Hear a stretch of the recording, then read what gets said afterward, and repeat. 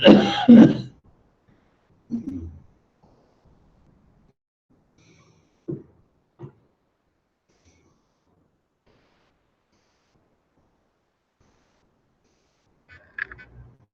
like to talk about the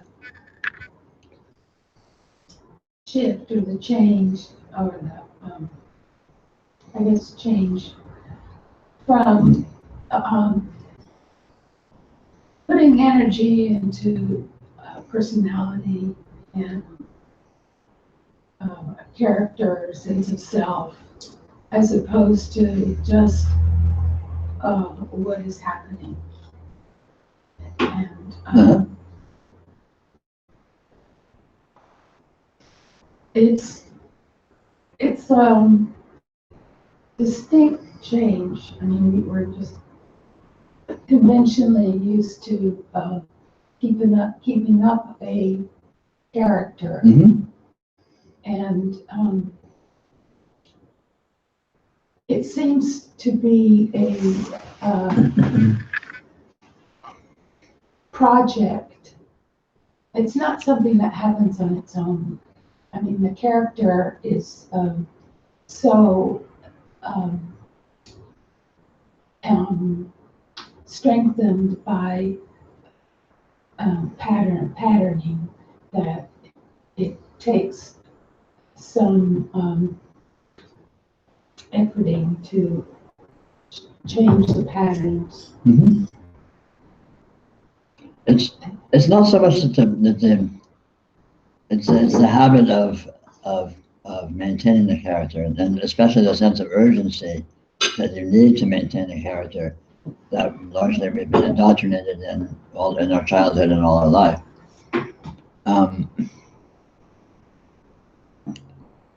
The more clearly you come to see that you are more than and other than the character, then the character recedes in relevance. Now it's not a dichotomy between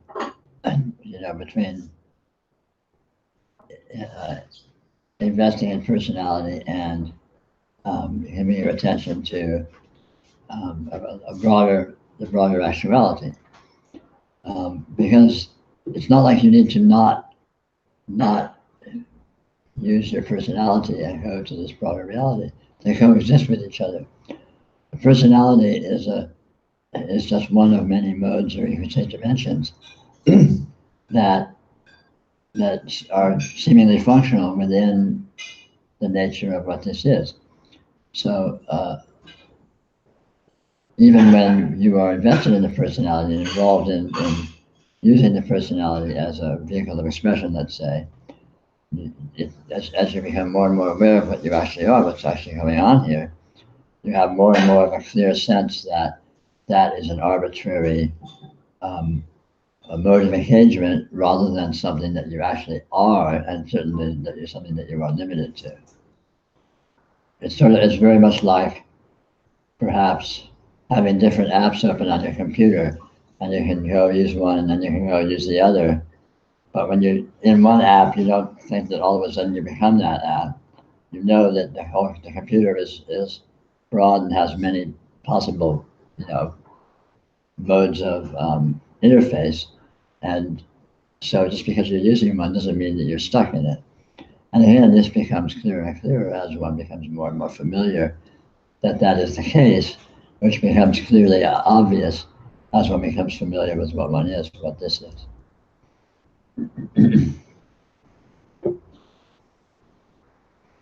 As always, it's a matter of noticing what this actually is, noticing what experience actually is. And as you do this, seemingly progressively, you'll develop a clearer and clearer understanding that this is the way it is. You are what you actually are, which puts all of these,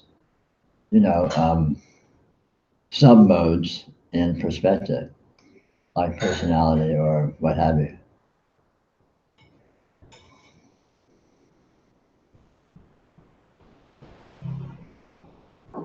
In saying what this actually is, um,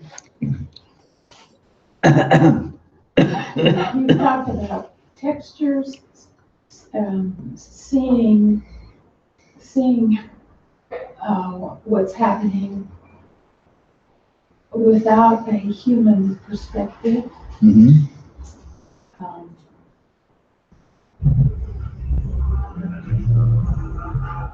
it seems like it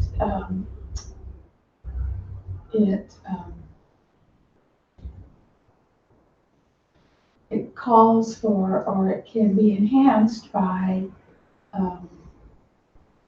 seeing with some way of doing it. What do you mean by way of doing it? Seeing with like as a project, seeing in a way that you ordinarily wouldn't just see. Mm-hmm. Sure. I mean, it may seem to facilitate discovering what this is, to give it some attention. And one way that it might seem to be of giving it attention is to have it be a project. Oh, gee, I really want to check out what's going on here. Let me deliberately try to look at a personal experience or what have you, explore your experience in a seemingly fresh way, or try some experiments and so on. But again, as you develop a little more familiarity with what's here, you won't need to be so contrived. You'll just notice. You'll be able to notice it, and in any context, pretty much, the actuality of what's going on, with contrast of what the mind is interpreting it as being.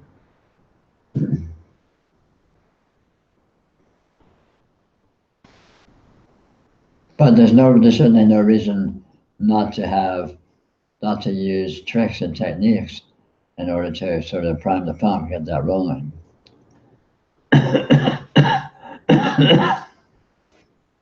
Well, you were talking about that the other day, and it was interesting. But then I found I was thinking off and I missed a lot of it. I don't remember what I said, so you'll need to catch it in reruns.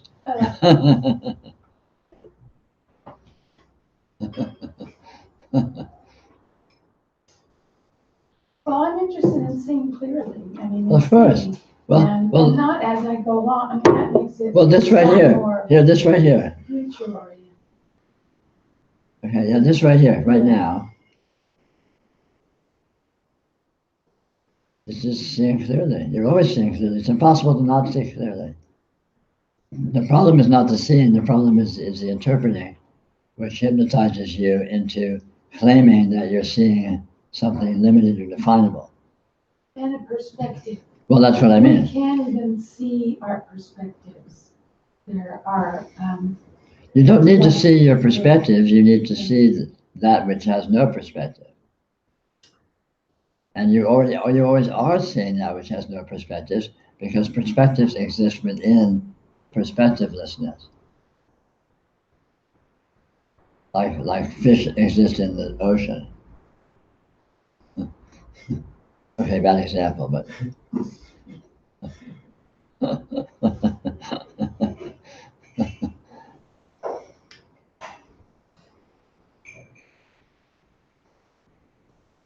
It's not important to see the inaccuracy. The only thing that's important is to see what it actually is, and that takes care of invalidating the inaccuracy. You don't need to deconstruct your mistakes. Yeah, I don't care about that. Yeah. I care about what's true, what's accurate, yeah. And what's present as it is what's true. The as it is where the rub comes in. Because as it is indefinable. So as soon as the mind seizes upon it and defines it to any degree whatsoever, that definition is imaginary. But that imaginary definition exists in the context of the undefinable actuality, which is always right here, right now. So I can say, you're sitting on a sofa, and as I say you're sitting on a sofa, this is present, which the mind is calling a sofa and calling you and calling sitting. But this is not a sofa, it's not you, it's not sitting. That's what it is. So there's always a coexistence. Interpretation always is an overlay over actuality. It's not literally over, that's just a way of putting it, of course, in the context of actuality. And actuality is not cut off by an interpretation. There's no sofa here, there's no you here. But the mind says, oh, you're sitting on a sofa, and then it can be seen as if, oh yeah, this is Irma sitting over here on a sofa. But, oh, that was a code name. Well, like for instance, the idea that there's no time. Well, thinking that there's no time obliterates a kind of unconscious factory going on. It's got schedules and projects and future and incredible amount of organization. And it's like, that just vanishes. It doesn't actually vanish. No, it falls into its true nature. You can see something that had been churning up unconsciously, so that there is a part of what's going on that influences what is here, and actually. It doesn't actually influence what is here. It doesn't actually influence what's here. It seemingly influences what is here. Yeah, sure, but again, even though that's all occurring, the clear seeing is always happening. The clear seeing is never actually inhibited. It's never actually stopped or modified. It can't be. There's nothing but clear seeing. Even the interpreting is clear seeing. By what? By what? By what? You give me a verb. What's clear seeing is always happening. Yes. How? Can't say. It's unresolvable. By what?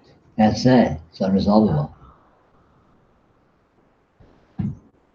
This is clear seeing.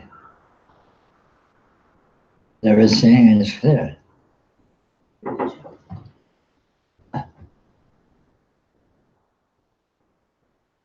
And seeing, it's not actually seeing, it's not actually clear. It's beyond, and yet calling it seeing, calling it clear is not entirely useless as a jumping off point towards what it actually is, which is utterly beyond seeing and clear. I guess it constantly becomes clearer or it changes, and it's always perfectly clear that it is exactly the way it is, which might be in a condition or an apparition that you might describe as being unclear. But in that case, it's perfectly clear that it is that. It's perfectly clear that it is exactly the way that it is in the instant. But exactly the way that it is in an instant cannot be defined. Because it's infinite, it's unresolvable. If you want to think of it very simplistically, it's just too much information and too transient of an information. But it's actually beyond that. Because those parameters of analysis don't really apply.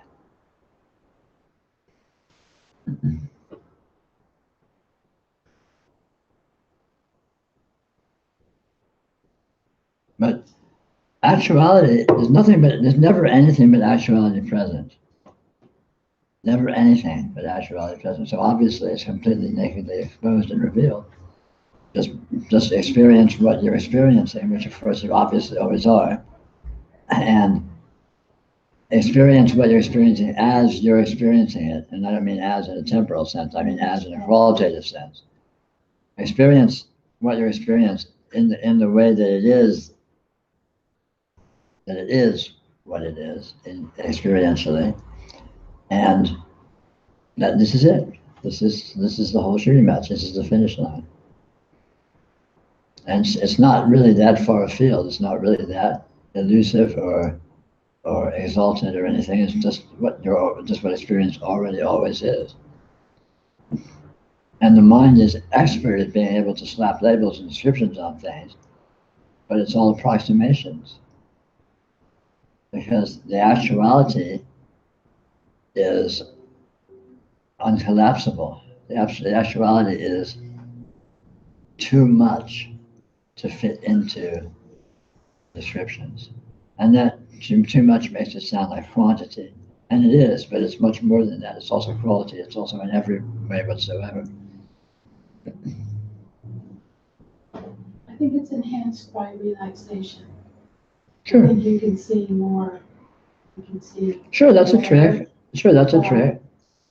Um, There's lots of tricks, like I say, and use any trick you find that seems to be beneficial, by all means use it. Why not? But when you become skilled at using relaxation to see, you'll notice that even when you're not relaxed, you're still seeing. Yeah. But that's not a criticism of using relaxation. By all means, use any trick in the book. Why not? By hook or by crook, the point is to just see. You don't get brownie points for doing it the hard way.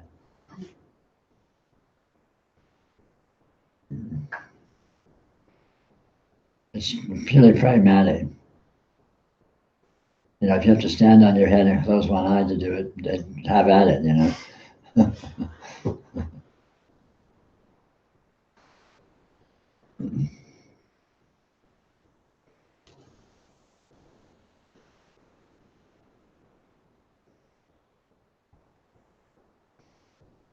Well, it's interesting hearing people just go on and on and on about themselves. That's what people do. Oh, God. I didn't catch that word. On and on about what? Themselves. Oh, I mean, how much we have so invested in ourselves as when there's so much going on. And then there's Yeah. this. Well, when oneself is an arbitrary demarcation Yes. within everything which is equally oneself, because you can't find a self that is actually clearly demarcated from everything and anything else. You know, the experiential field is essentially an infinite continuum, an infinite inclusive continuum. So anywhere you look, since it's a continuum, you're looking at the whole thing. You know, so I look at you, this is what the infinite continuum looks like at that point of focus. But I'm focusing on the field. It's not like I focus on you and you suddenly get cookie cuttered out and separated from the field somehow, even though the mind pretends that's the case. Experience is always a continuum. You know, I mean, it is explicit. It's very clear and obvious. You know, it doesn't have parts and pieces that are separable. It's not like a jigsaw puzzle where you can lift out the parts and separate them and move them apart.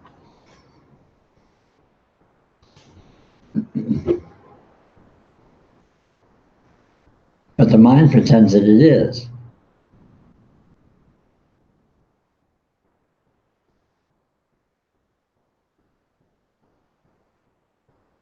It seems to be focused on personal drives.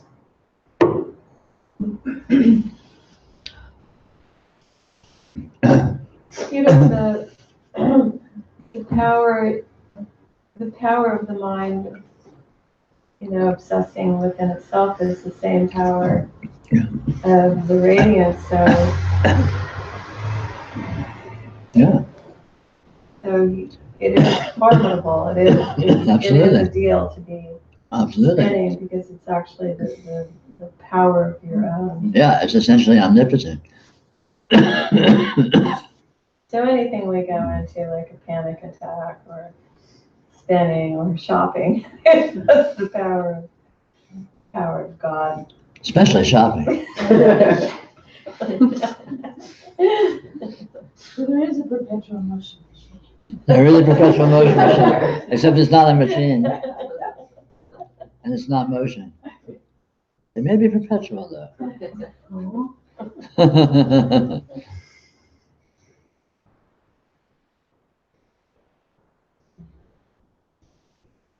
Well, when you see so much seeming insanity, you can see how powerful it is. Yeah. Absolutely.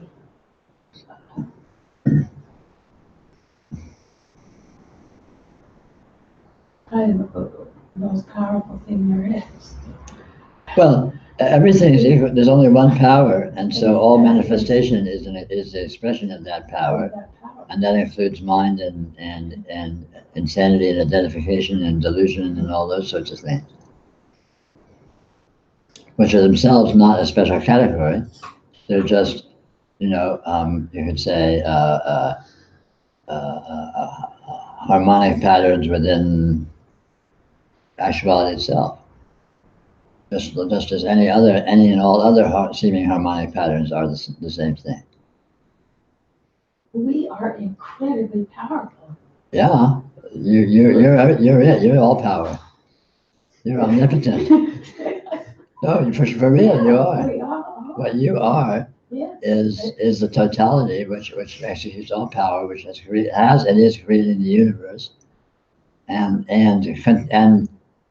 running and operating it instantaneously, spontaneously, and on an improvisational basis in real time.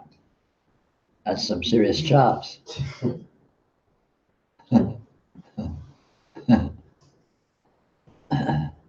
Even to pretend that you're not. Yeah, perverse, Yeah. but fun.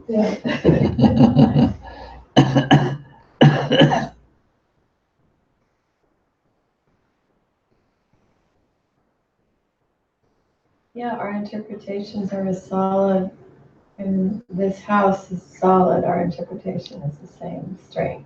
Yeah, absolutely. It's the same thing. Yeah, It's yeah. just the same. Yeah, it's been done by the same power.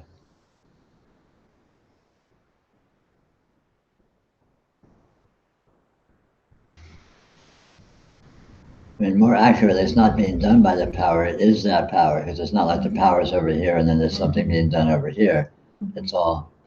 It's just this. Yeah.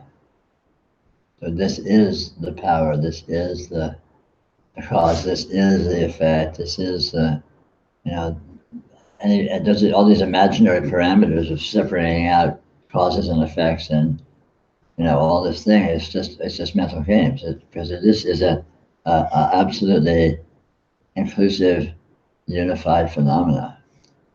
It never departs from itself. It completely includes itself, instantaneously and completely.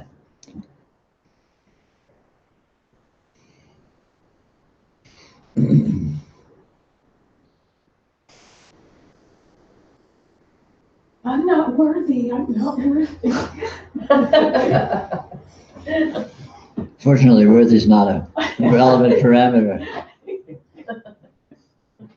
You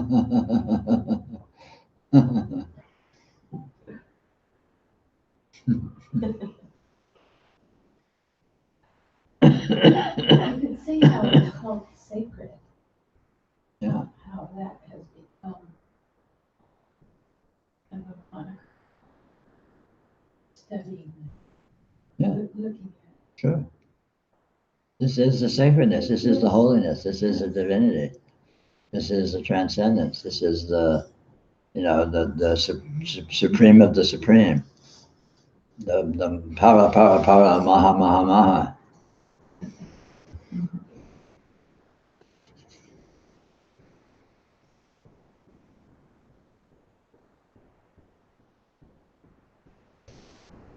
Kind of cruel, eh? Oh.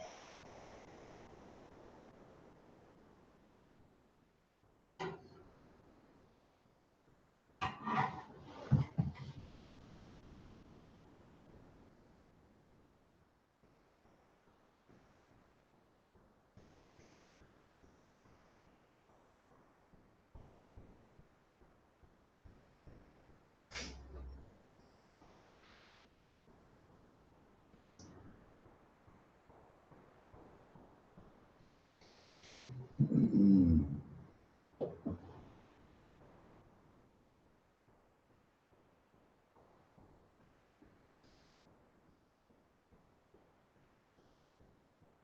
Words are very interesting. I mean, Aren't they? they create, they create movies.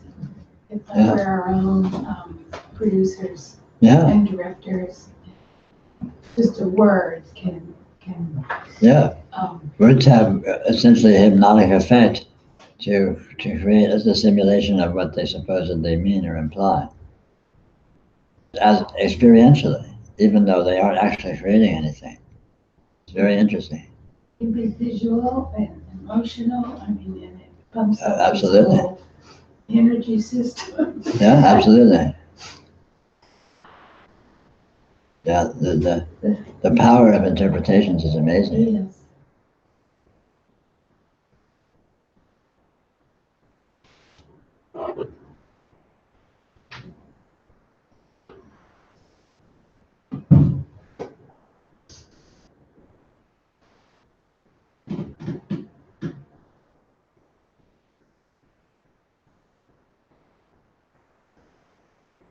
Mhm.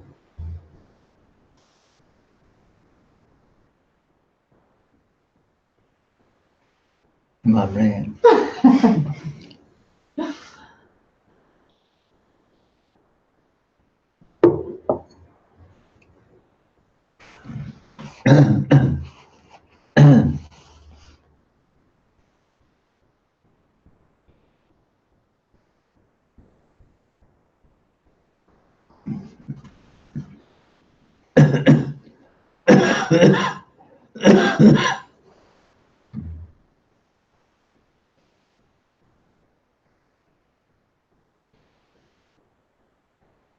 In practical terms, in terms of yoga, it's very easy to get distracted by the amazing power of words and all these things. And that's all there, and it's all certainly true, and it's all certainly fascinating. But again, going into that as a study is fine, but it's not yoga. It's a distraction from, the essential cutting edge of development in yoga, which is always attending to the the fullness of actuality. Now, of course, interpretation and words are actuality, so attending to them is fine. But you would be wise to not do so until you've developed a very, very strong realization in what is here, because then you have the power to look at this without getting immediately seduced by it. It's only like trying to save someone from drowning when you can't swim. It's not liable to be very effective, and you're liable to drown yourself. Whereas if you can swim better than the person who's drowning, or at least strongly, then you have a chance of saving them. So being with interpretation and remaining clear in the yogic sense of seeing that it is radiant presence, seeing that it is actually nothing other than this actuality that is here, and is not what the interpretation implies itself to be, requires a certain, you can say, grounding in or familiarity with realization of the nature of the field, the nature of the radiant presence.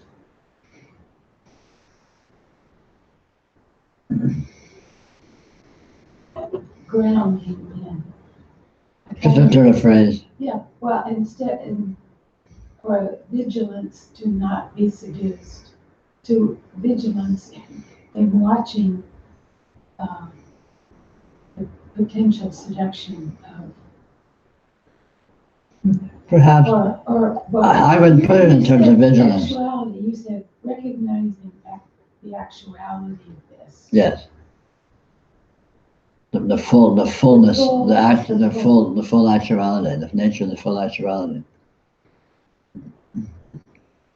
And In other words, that interpretation itself is more than it implies by its own interpretations. Right. I mean, when I hear you say that,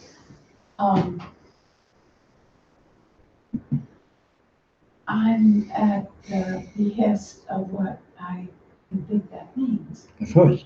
And it seems to me to be just actuality, here-ness. Yeah, sure. That it is. Yeah, absolutely. That it's.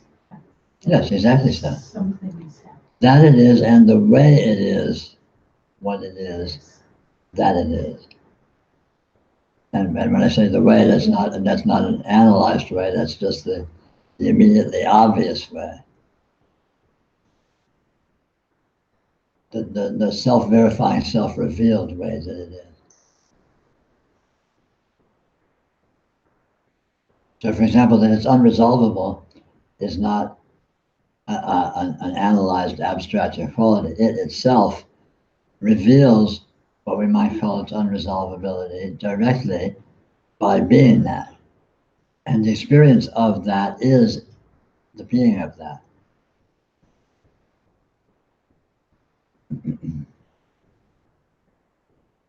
You also mentioned that it's happening like in flashes. That's just a way to put it. It's a turn of phrase, I know, but it's like, well, there is a continuity, but there's also nothing really. The continuity is of the instant. Right, it's like, it's not something that necessarily continues, but. No, there is no continuing in time. You know, there is zero duration. Zero duration, not like real fast duration, but like zero duration. And so that's why calling it flashes or a flash, it may be evocative. Zero duration. Zero duration. Now has no length. Now isn't like about 38 nanoseconds or something. Now it's like now. Zero duration. So particular experiential conditions stick around for no time. Their appearance is their disappearance. Their appearance is their morphing into something else. And the morphing into something else is their morphing into yet something else, and so on forever. Instantaneously. It's very peculiar. but look and see for yourself. Well, so you can actually experience your own energy that way. Well, you are experiencing it that way. You are, but you can actually, you seemingly are. Well, you actually are, but you are not necessarily experiencing it. Only if you're holding it to be something other than that in your interpretation. You're not being at the zero duration energy level yourself. Sure. But you actually are at what you're calling a zero duration energy level. Maybe not. You can't not be. You can hold the power of not experiencing something. You can pretend to not be. You can pretend that you're not. Yeah. But when you are, But even when you're pretending, you are.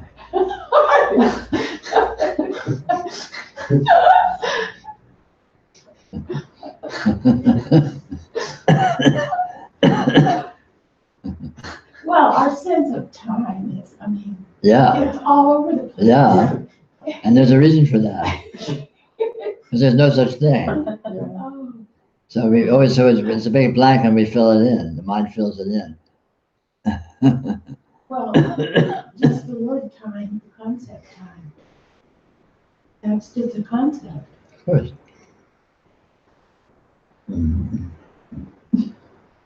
So, what's going on? What's going on? What's going on? The question of the day, folks. What's going on?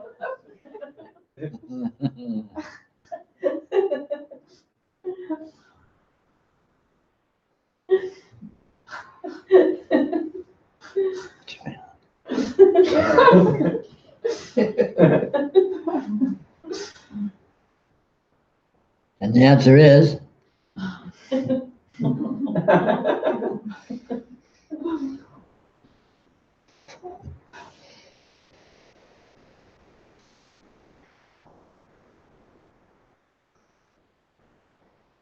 answers its own question.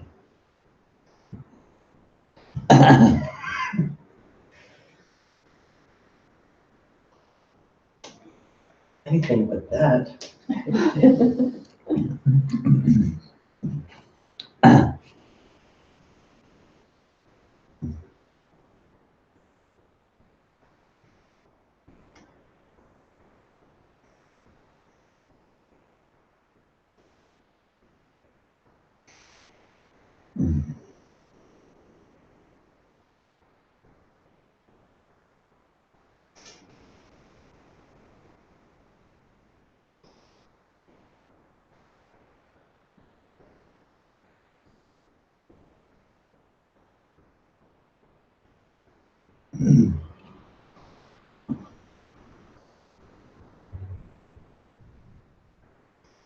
Well, it's interesting that it's not flat.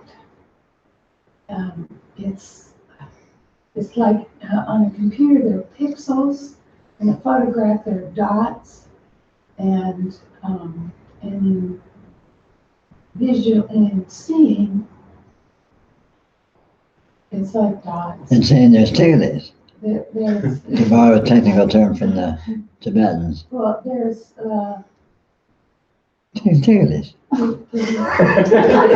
flashes.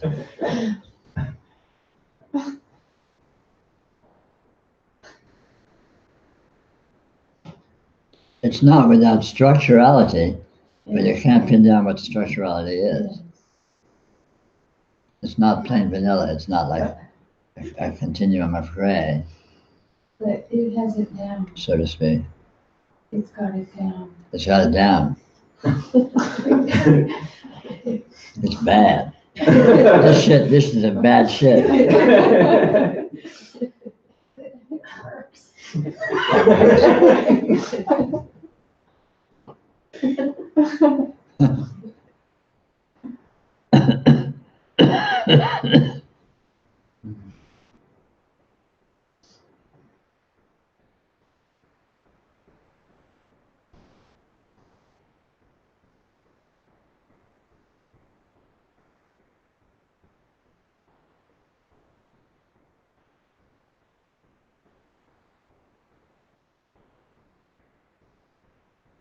When you use the word tiglis, is that synonymous with like a effervescence, carbonation? Yeah, you could say that for sure. Okay. Or it's synonymous with, there's a lot of other technical terms in other spiritual languages it's synonymous with, which are, again, they're more Eastern technical terms like Bindu and things like that.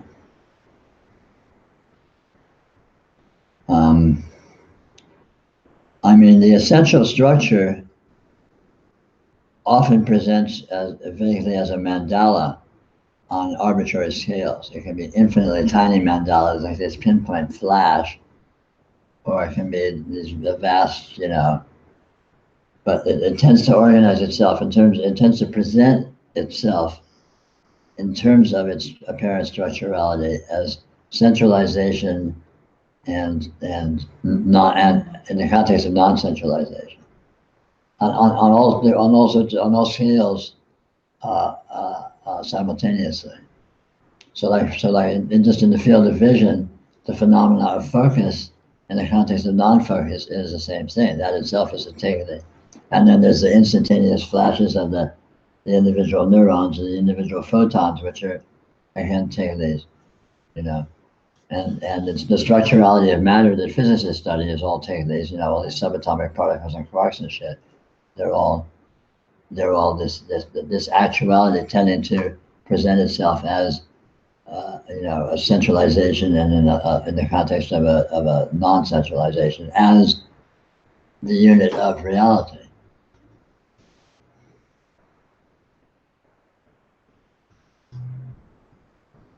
And then on a more macro level, experientially, for example, you have the field of vision as a centralization in the context of whatever the context of it is, which is a non-centralization and so on.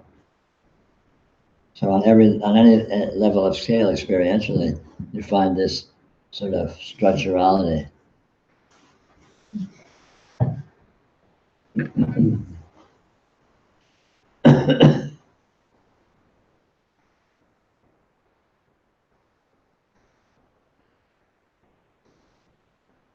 The yang and the yin, the male and the female, Shiva Shakti.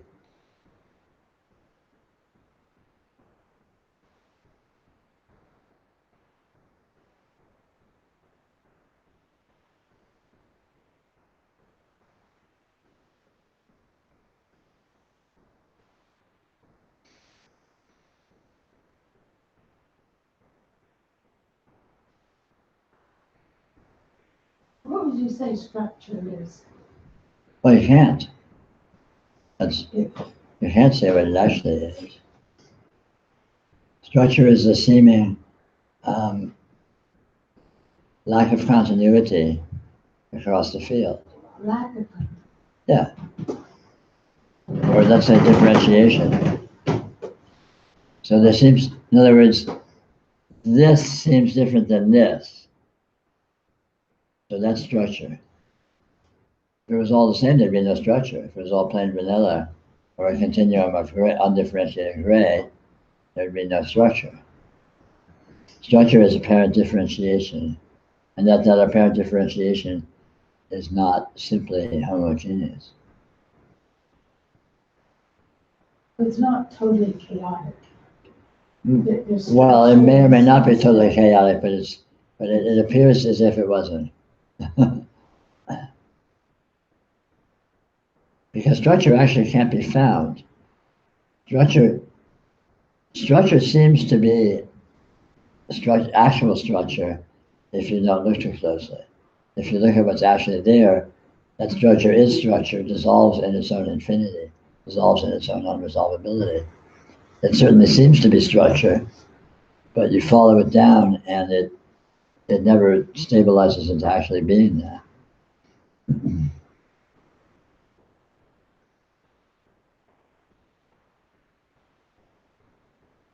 It seems to have a kind of continuity. Repetitive continuity. Repetitive and absolutely non-repetitive. And, I mean, it's paradoxical. yeah, All aspects of actuality as a phenomenon are paradoxical. So any quality you find, you also find its opposite. You know, as analytical parameters, it itself isn't composed of qualities and their opposite. It's just indeed none of the above. That's describable in most terms. It's a very strange, slippery, paradoxical inconceivability. But, you know, when the mind approaches that, the closest they can come to that is paradox.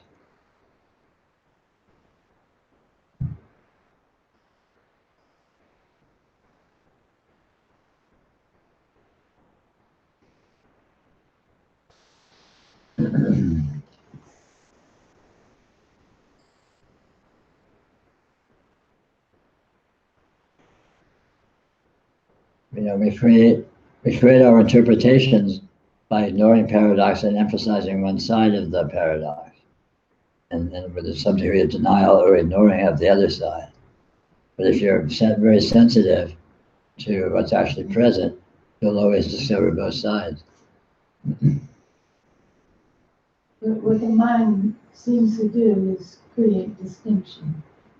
Yeah, and for distinction, there has to be a this and a that Yes. that are actually differentiable, So you've which in itself is based upon not sufficient inclusiveness, observational inclusiveness with what's present. If you look at what's here, you'll find you cannot actually distinguish any seeming two phenomena, or even that they are two phenomena. Because if you look very closely, you can't resolve what anything is. So you can't tell. So if you can't tell what it is, you can't tell what it's not. So here's something I can't tell what it is. Here's something I can't tell what it is. So how can I say they're different? How can I say they're the same? How can I say they even are? because I can't get to the bottom of what it is. The mind solves that problem by not looking too closely. And if you don't look too closely, it's obvious that they're different. You know, this napkin is obviously different than this cup of water. But if I look very closely at the napkin, I find experience. I look very closely at this, I find experience. And is experience really different from experience? Well, it creates perspective. It creates imaginary perspectives, sure. It defines perspective, it imagines perspectives into existence through imagining that differentiation is actual.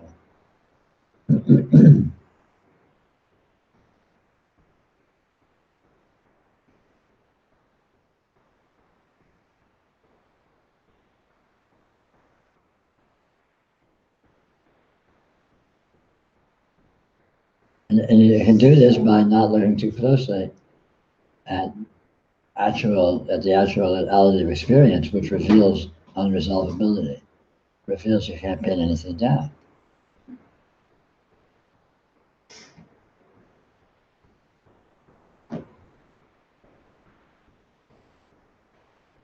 Isn't that seeing it from a perspective of the smallest integers of how it is? No, it is on any level of scale.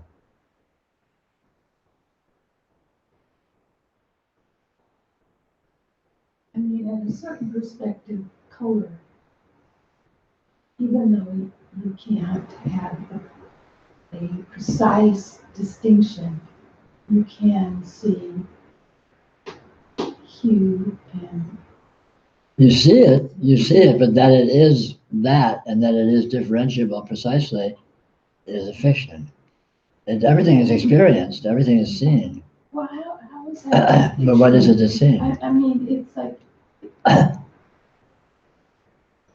okay, everything's the same. That's one perspective. But then we have other perspectives as No. well. Everything's the same as one perspective, but this is not a perspective. This is that within which seeming perspectives appear. If we're just looking at this. No, you're always just looking at this.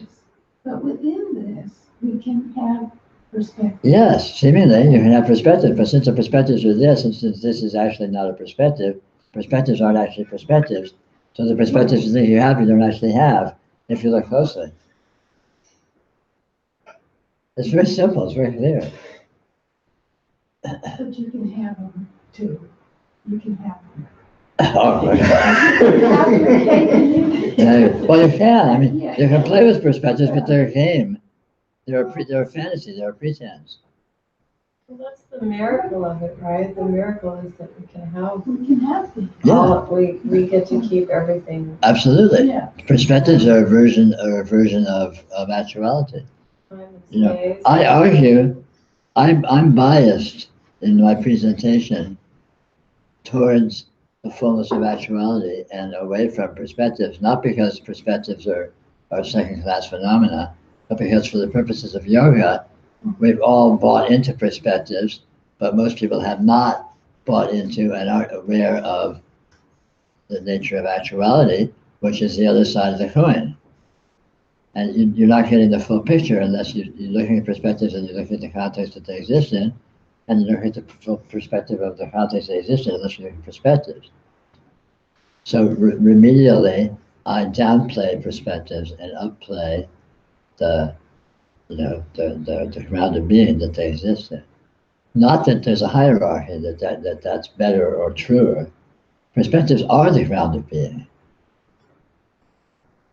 from a certain perspective. Just like the grounded being itself is beyond perspective from its own perspective, you could say. The trick about perspectives is that they're arbitrary and none of them is true, and there's an infinity of them possible. It's not that perspectives are wrong, it's that they're arbitrary. So, we're in a room talking, that's one description of what's happening here, and it's a fine description, it's perfectly good, but it's not the only description, and it's not the true description. There's an infinity of descriptions, all of which can be equally true.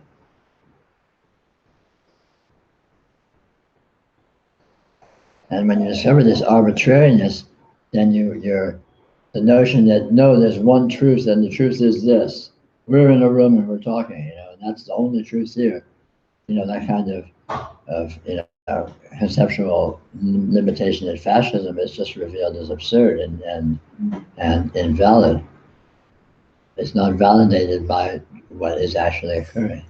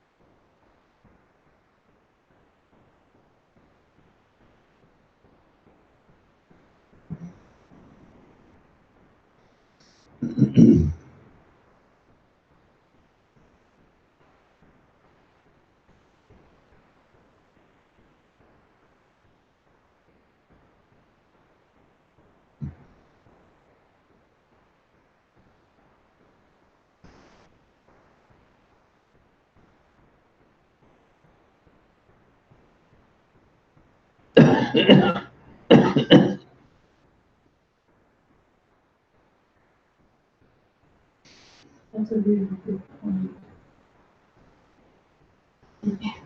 Gives it so much more standing.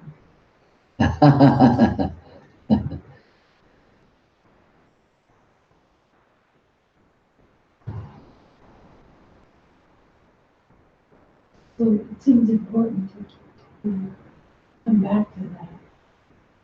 Sure. To keep that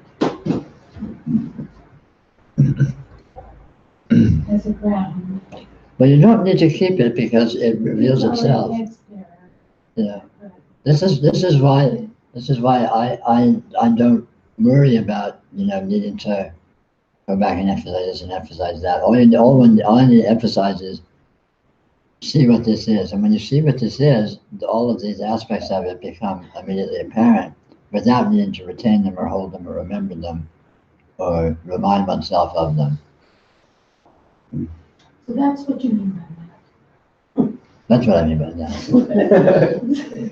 Well, you say it, oh, I see what this is. Oh, okay. I mean, it's like, we don't always know what we mean by that. What is this? We don't know. This. Yeah.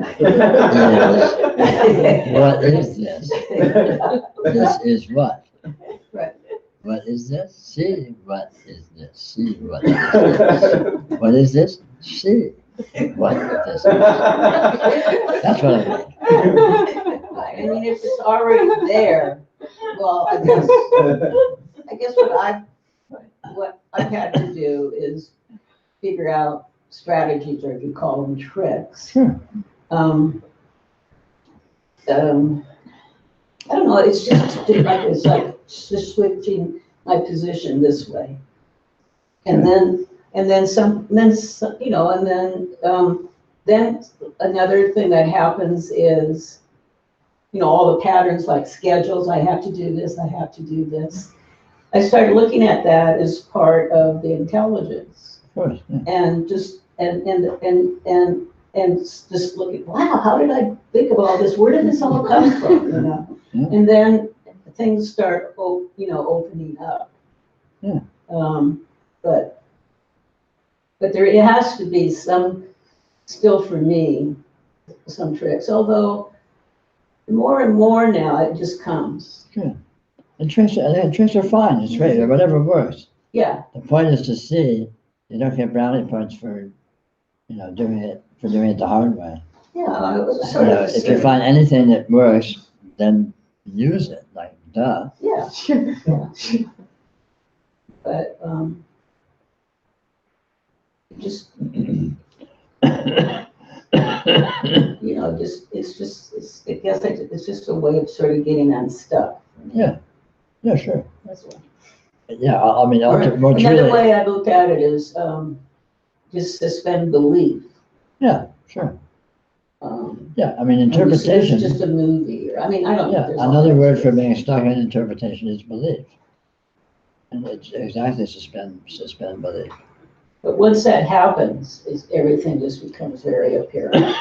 Yes, Very right. yes, when you see what this is and you see what this is, and that is very clear. It is, that's it. You can't say what that is, but it is that, and you see it, and you get it.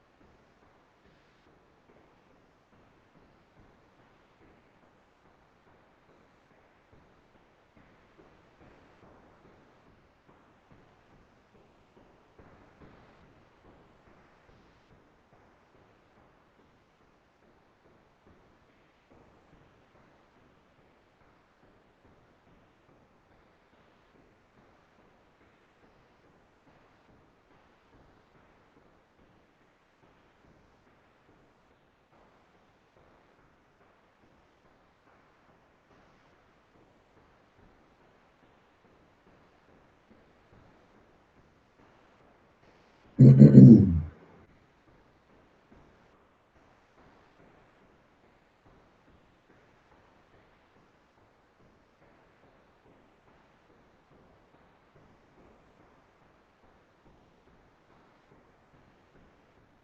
see you as herding cattle last night. Cats. The Cats. Come back to what is. Come back to stop thinking you're coming back. Come back to stop thinking you ever left.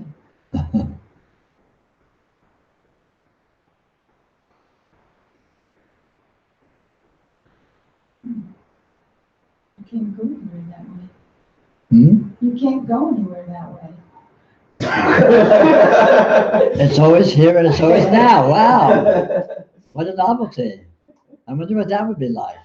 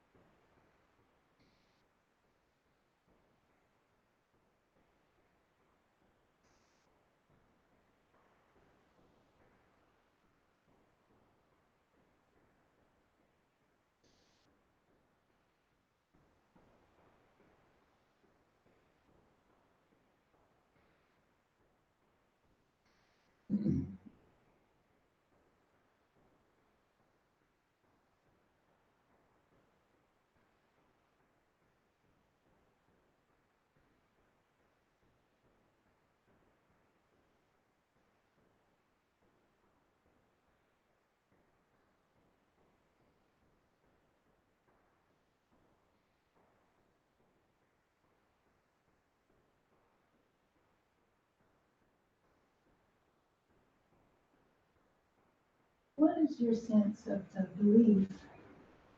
And right there, shaky ground, but Pretty shaky. that there has to be, or that there is an actual physiological change in the seeming body that frees it up to see Huh. what is. I mean, they talk about the nadis and Sure. that, I mean, Yeah, that I'd say that's true. But since the body isn't what you think it is, and since change isn't what you think it is, what that really consists of is perhaps more interesting than it might be suspected to be in terms of thinking of the body as being what physiologists think of it as being and so on. but it's like an energetic change. Sure. It is. But then energy isn't really energy, so again it gets very strange, it gets very slippery. But it is for sure. Yoga is a transformation of the way energy orients to itself without there actually being a transformation of the way energy orients to itself. So again, it's very paradoxical, as is everything. So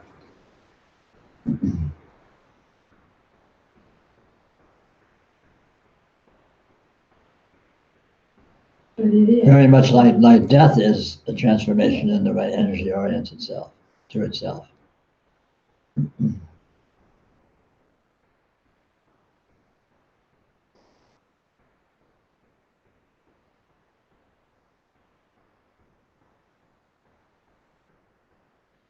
So that has to happen. But it doesn't have to happen, it happens if and when it happens. So death happens if and when it happens. Right, but if you want to get anywhere with this, it has, Well, it's you gotta not, have that. but it's not so much if you want to get anywhere with this. No. Getting anywhere with this is You know that. what what? Getting anywhere with this is that. It's not like that has to happen and then you get somewhere with this. That happening is getting somewhere with this. Right. But no worries, because again, it takes care of itself. All you need to attend to is noticing what this is. And all of that happens by magic. To this hat, no rabbit in it.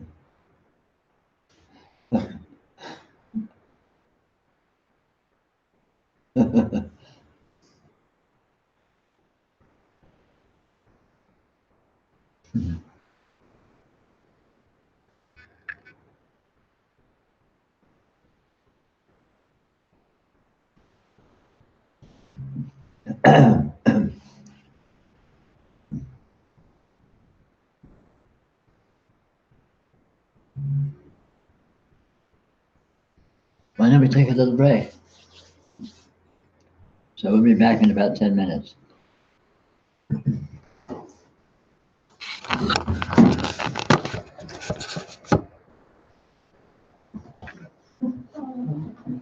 Now the start is so sure, Charlie. That's a good one. Yeah.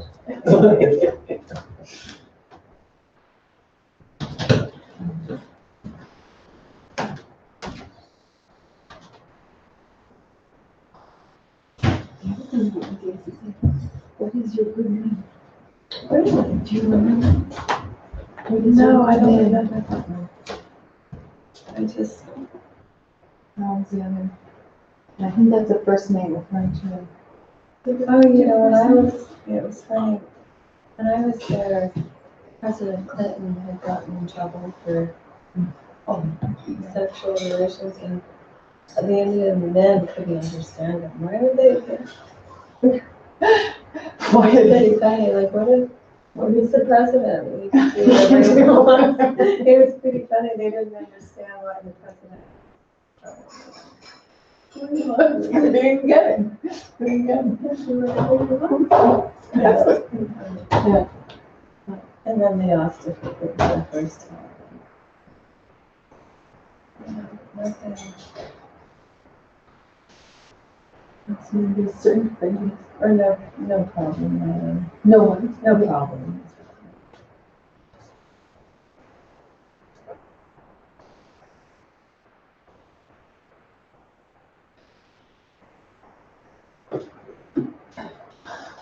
No. I wonder if it's new. I wonder. Or maybe it's a going thing. Oh, Goings are Goins. different. Goins are different. Goins are different. Yeah. A lot of Portuguese influence around too. Yeah. I noticed. Yeah. Beautiful mansions.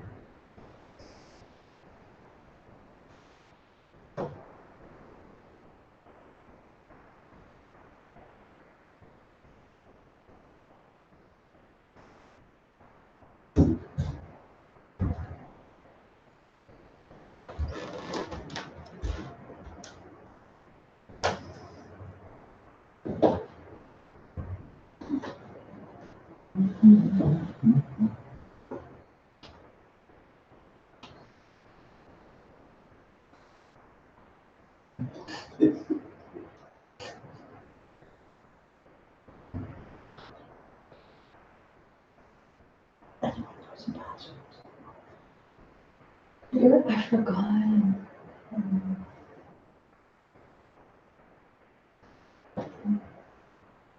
I got it.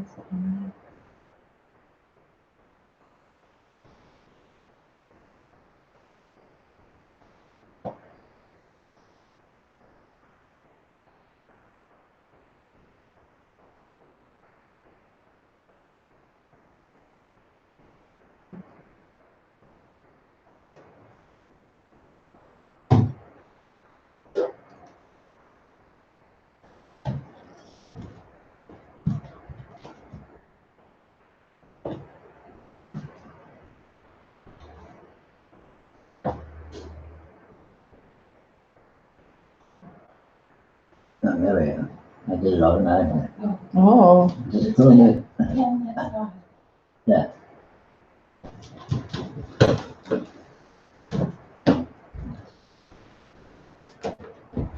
It's this new thing the phone does. I wasn't aware of it. If you hold it near another device that's connected to Wi-Fi, it automatically connects it. Oh, Very cool.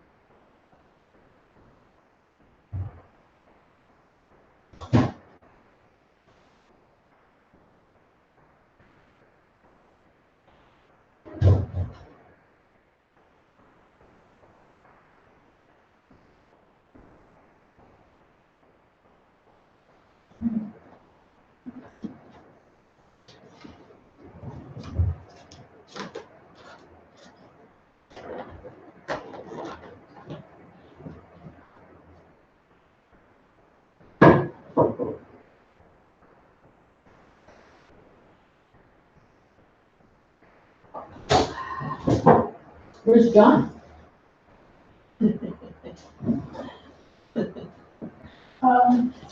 He's home in bed. Hmm? He's home in bed. Oh, He has a cold. or Yeah. getting flu or something. is it smoky over there? It's hard to tell because it's been that way for so long No, no. that it must be a little bit. Well, I can eat a jar of chai if you like. I have just so much left because it's so many people. Well, I have soup too. Hmm? I have soup too. Yeah. If anyone wants soup. I took a bowl of the chicken soup for the morning. Oh, yeah. Take it off. No. I mean, I took a big bowl. I don't think it's good.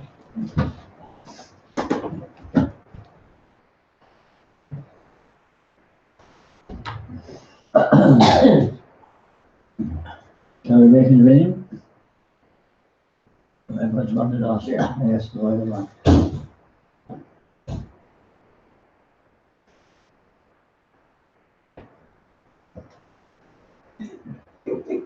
I'll say unbeknownst to him.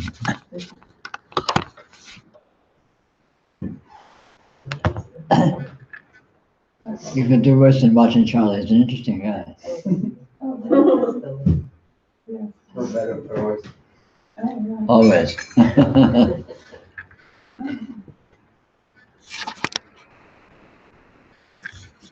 You're better on the. So what's that? Excuse me? You look better on the computer. The camera loves me. Which is a backhanded way of saying that other how in person. Worse? No. Oh hi Peter, you look really worse today. No, you're Let me put you on my computer. You're enhanced. I'm enhanced. The camera loves me.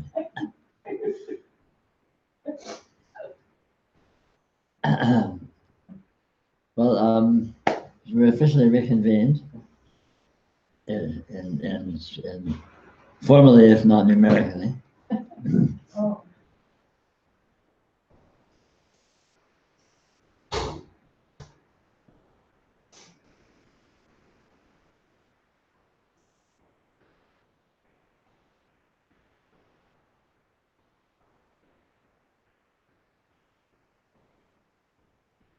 So what to do? What to do?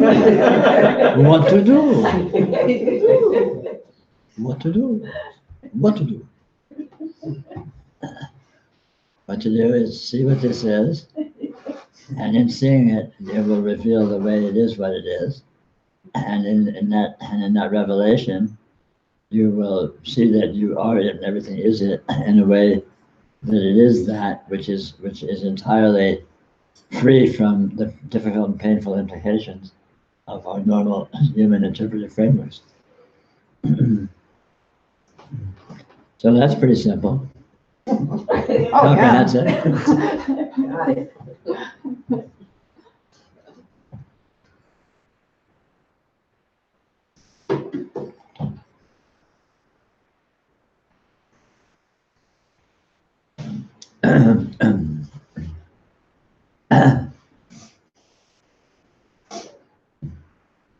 It's like it holds a secret.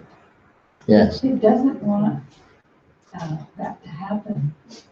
So it creates a pathway or creates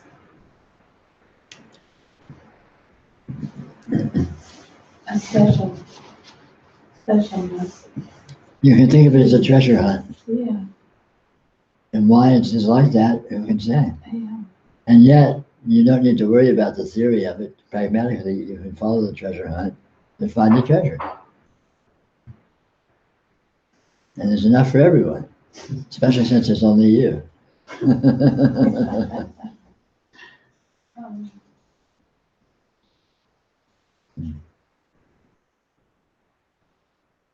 so in following, it seems to have a prod. Keeps prodding you along.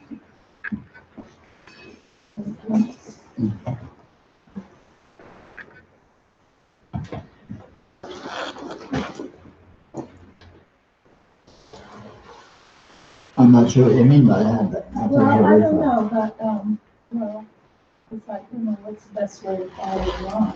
I mean, it's very secret.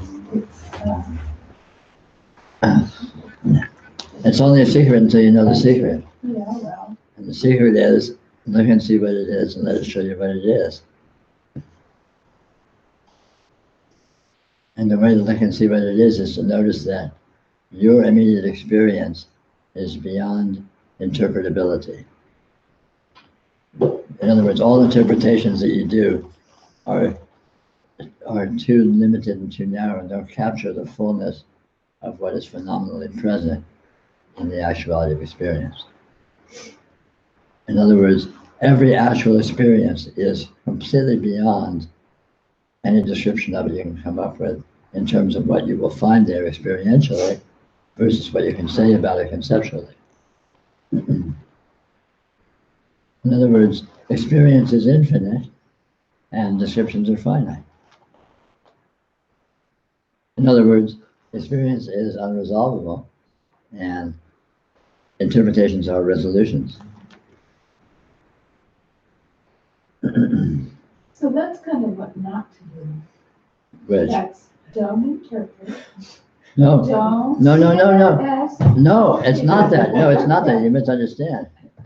Seeing is not the opposite of interpretation. Seeing is seeing the context within which interpretation occurs, as it inevitably will. It's not a dichotomy, interpreting versus seeing.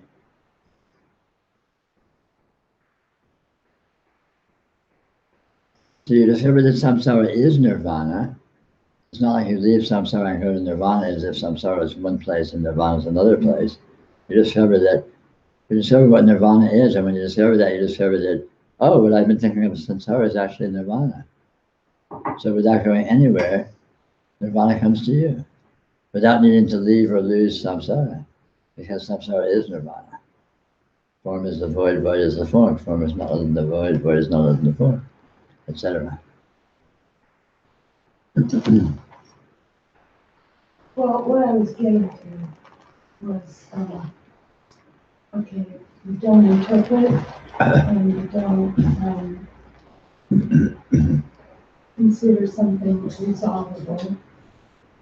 So what you do is, in other words, where you're investing your attention and your energy and your focus is no focus and awareness of energy itself, like the felt sense of what is, or that too. It's a little too.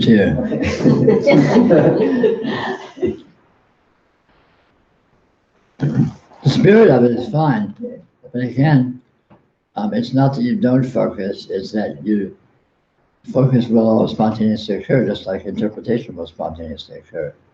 But when you look at the actual presence of experience, you will discover that what's occurring as experience, right here, right now, is beyond focus or not focus, and beyond interpretation or non-interpretation. So right away, you're outside of focus, you're outside of interpretation without needing to get outside of them, without needing to suppress them. What about this kind of interest in the felt sense of energy? And Well, that's fine as far as it goes. Felt is good, sense is good. The of energy part might be a little swirly depending on what you think that is. I mean, sure, it's energy, you can call it energy, and that's fine, but it's important not to have an idea of what you think energy is. well, Just a felt sense of this, I would prefer, because that has a little less implication. but there's feeling. Sure, Feeling. feeling's good. So that's not too.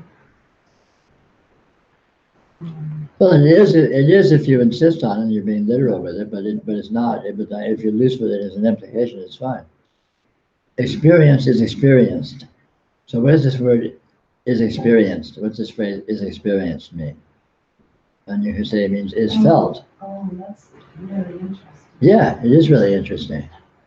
Now you could say it's felt, and that's fine, but that's not an answer. That's just another way of putting it. But it itself is beyond simply that. It seems to be primarily that, Well, isn't it? I mean, that's a pretty nice way to put it. But be careful of it's not the whole story, exactly. but it's. Experience here, you can say experience is a felt presence. And what is it that's being felt and how is it being felt?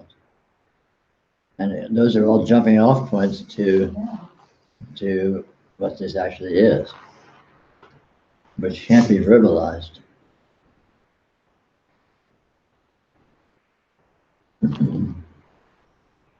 We don't even know what we feel. Well, you know what you feel, you just can't say what you We don't feel. know. Yeah, we don't You know can't what pin it is. down. You don't know what it is as a finality, but you do know what it is We as, know how, we know how. yeah.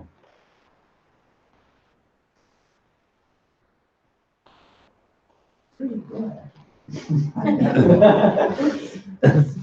It's up there. It's pretty much up there. That thing's good. It ain't at the bottom of the list. No,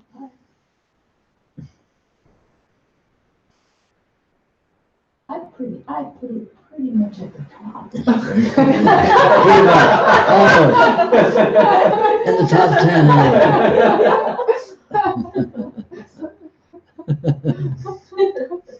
To actually achieve that, to achieve feeling something.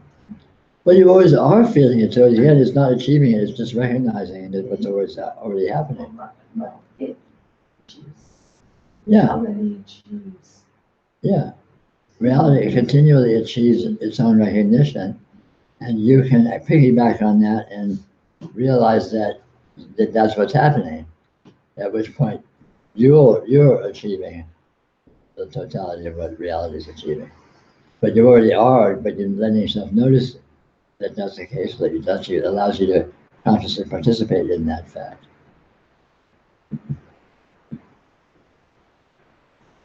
Since you're already doing it, it makes it very simple. It's not like you need to learn to do something new.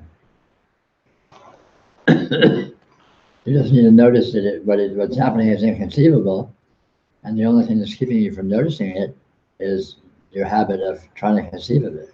but it's like you can floor it. Yeah, in Florida. We have the brakes on, I mean, we keep, Yeah. you know, Yeah, take your foot off the brake. yeah. Fire that baby up. Let's see what you can do on the open straightaway. Come on. Give it all she's got.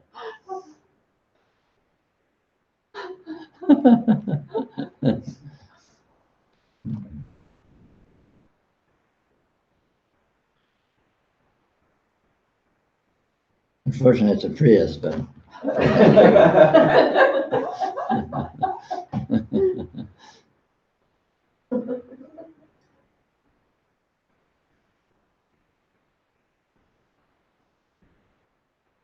But it's an unresolvable Prius. Explicitly transcendental, inconceivable actuality.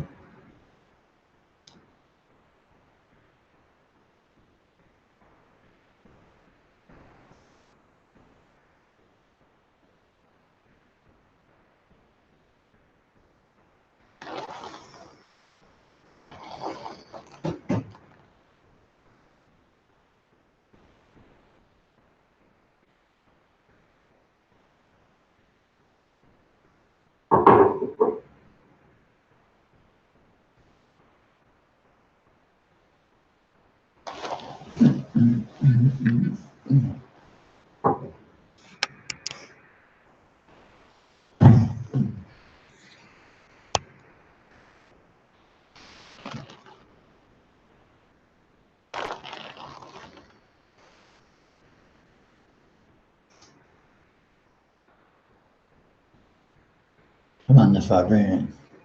I know you got it in you. Come on. Oh. Nice.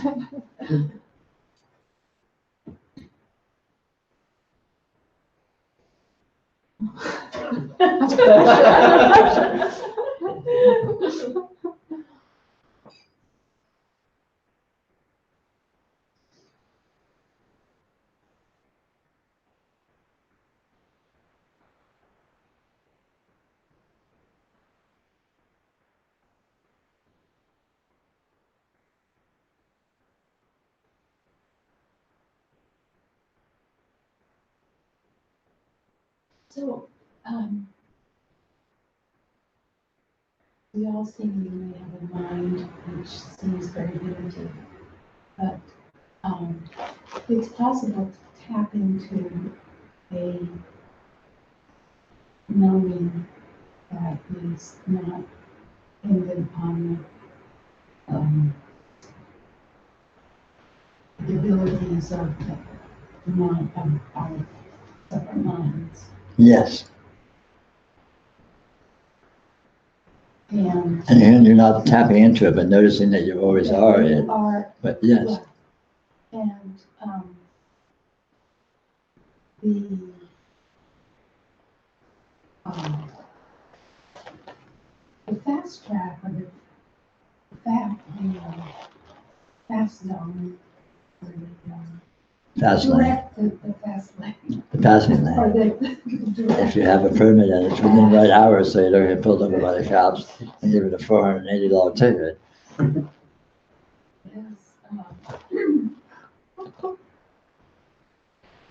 happens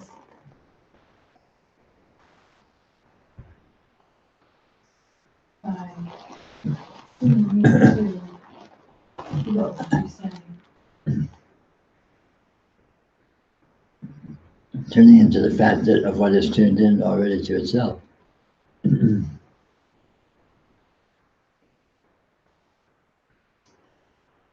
Which is the experiencing of experience.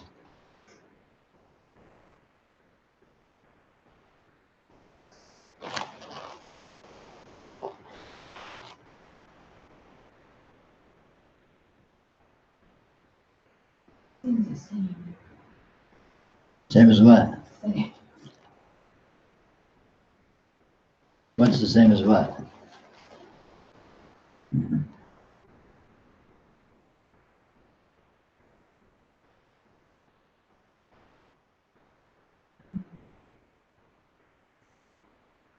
Seeing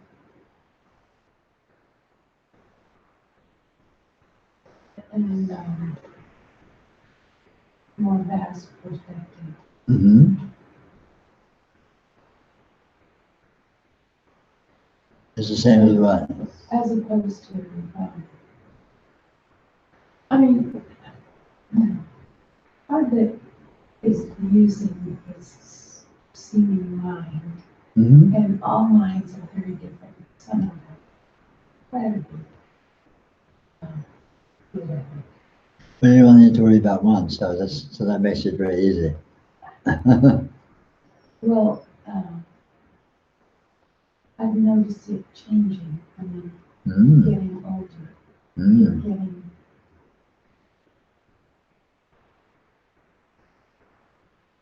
Well, Interesting, eh? Yeah.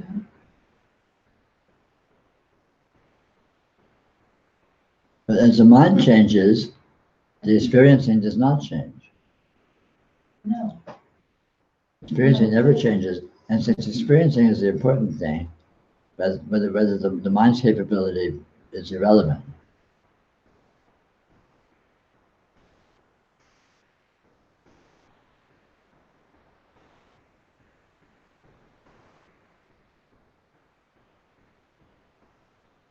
What about the seeing capability? See, the mind isn't what sees. Okay. Right now, what's seeing your experience? I mean, not that you can answer that question, but they can see. The seer. Yeah, whatever. If there was a seer, it would be the seer, but whatever that refers to. But the mind, what we think of as the mind abstracts from that. It analyzes and compares and sums up and creates stories and oversimplifies and all of this thing. The mind creates narratives, it analyzes and creates narratives, creates descriptions. But experiencing does not, there's no descriptions in experiencing intrinsically. This all this is. Experience appears with no labels, with no description, with no explanation. It seems to be the mind that recognizes it and appreciates it. Sure, that's fine. And so the mind's busy recognizing and appreciating, great. But meanwhile, experience is present without which is, it's also recognizing itself and it's also appreciating itself, but not on a mental level, not on a conceptual level. The appreciation is an immediacy of lusciousness, of richness, of fullness.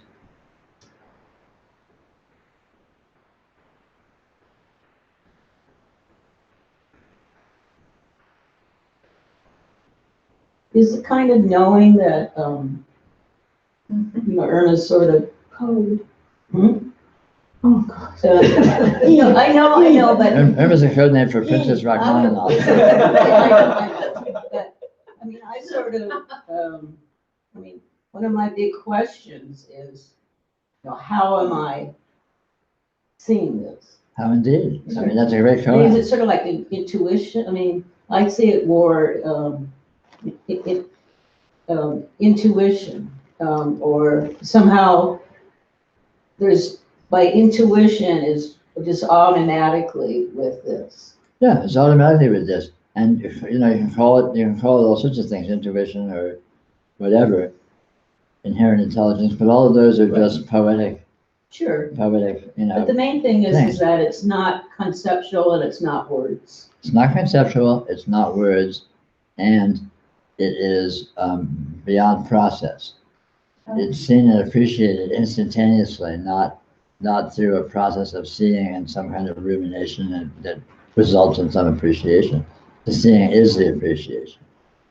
Like when you taste food, as soon as the taste is present, there's appreciation of it. And then the mind might seize on it and say, oh, this is really interesting. I sense this spice and that spice or whatever.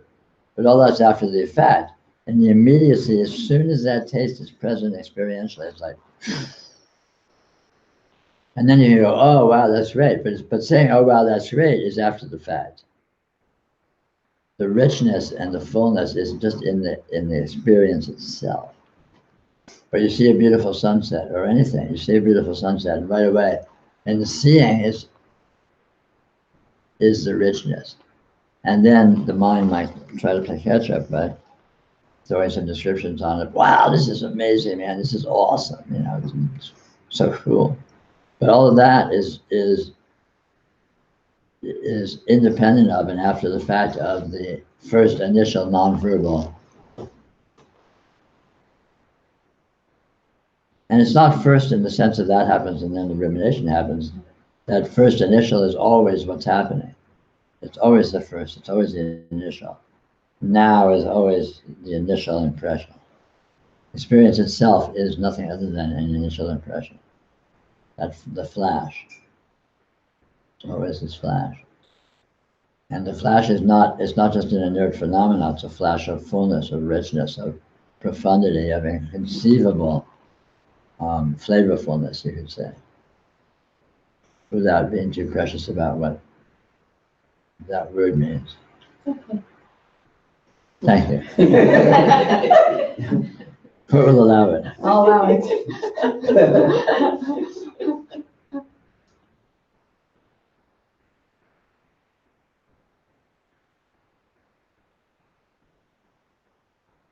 And so this immediate flavorfulness, this immediate obviousness is noticing, is yoga.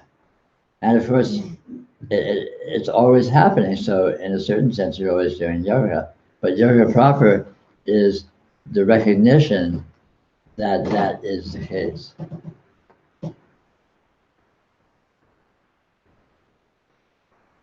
And in that recognition, rather than pretending you're holding yourself abstracted as an observer and an analyzer, you settle into the immediacy of the richness of the immediate presence of all this lusciousness, period, without necessary elaboration. Elaboration may happen, but that's not where you are. You're right here. Yeah, you don't have time for that. Exactly.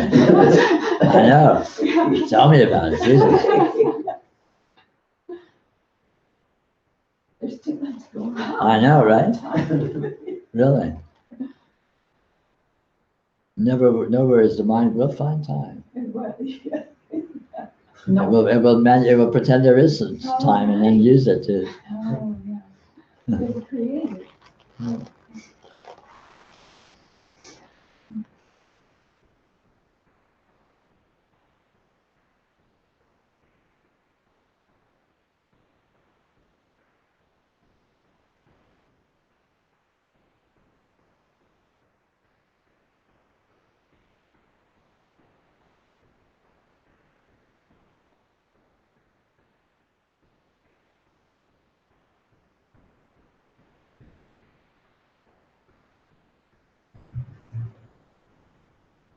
Well, how is it that a child can have this sense of unending time? I mean, they've got the same amount of day as we do. Yeah. And it's not even an issue. It's so full, and things just get speeded up. What do they really? If you're attending to the immediacy of your present experience, perhaps not. Perhaps a day will take a year, subjectively. So you really got to pay attention. No, it's simpler than that. You already are paying attention, so you just let yourself notice that you are, and you settle into that mode. It's something you need to do. You just sort of relax into the fact that you are doing it intrinsically. So it's very easy. There may be a trick to it, you might say, but the trick itself doesn't involve effort. It involves, if anything, you could say maybe letting go, and without being too precious about what that means. But when you discover the trick, then you can do the trick. And that's all realization is having done that.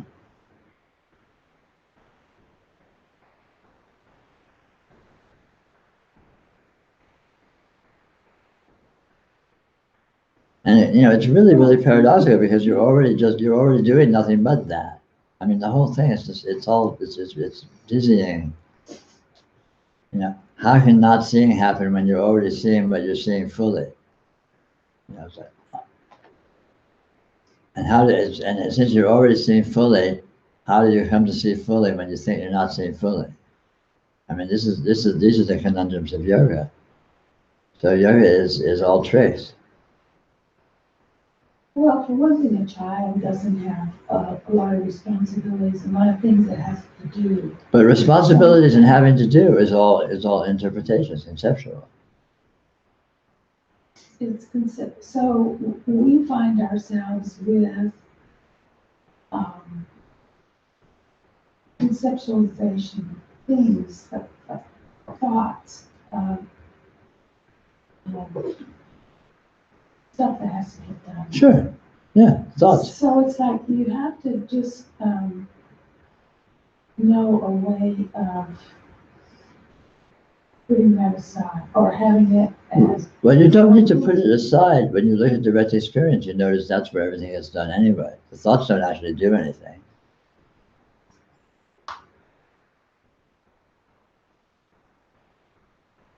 Everything happens in direct experience. Thoughts are impotent.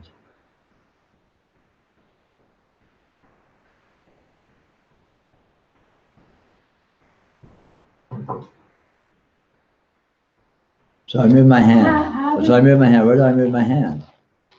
Where's that? What's moving my hand? Do I think, well, let me see, let me contract this muscle and send the electricity along this neuron, and then does that what happens, or is it just,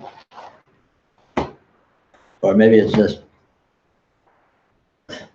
No, it's meant, I mean, this is a very different animal. This is. Yeah, it's different, but it's actually the same. This is information, this is thought content that has its own agenda. Yes. And it has schedules. Yes. And it has. Yes, it has all sorts of imaginary elaborations. So.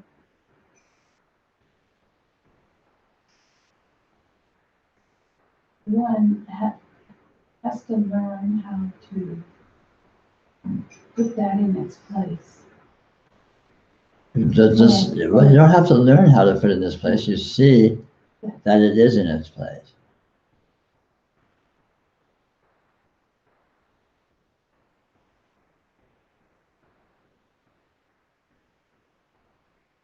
See, I can sit here and think, oh, you know, at 9 o'clock I have to pack up and head off to the car and drive home. So I have to do that. And oh gosh, you know, so there's all this elaboration. But sooner or later, I will find myself looking over at the computer, seeing that it's 9 o'clock. I will find myself packing up. I will find myself behind the wheel of the car. I will find myself driving. It's all finding myself that way. Just sitting here thinking about it and having a schedule doesn't do anything. It doesn't make it happen. It doesn't drive me home. The driving home happens when the driving home happens, and when the driving home happens is when it appears. And it appears when it appears. How does it appear? Magically.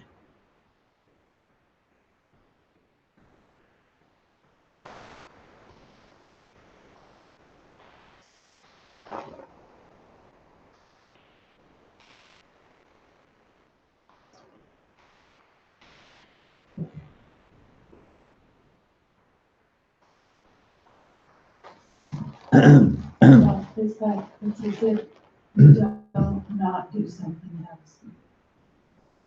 Yeah, and you're always doing what you do. You're never. Not doing what you want to do. Yeah, or you're always not doing what you're not doing.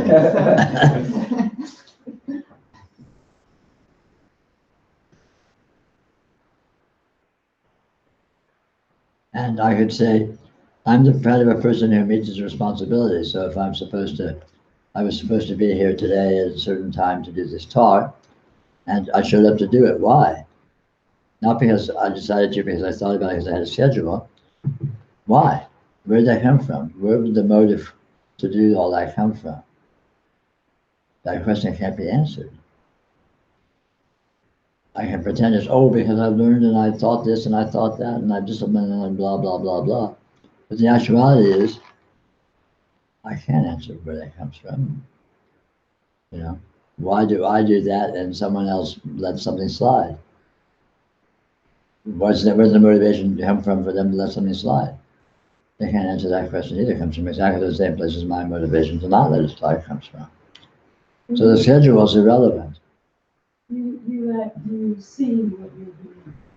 Always. You actually watch and see what you're doing. Doing is seeing and seeing is doing.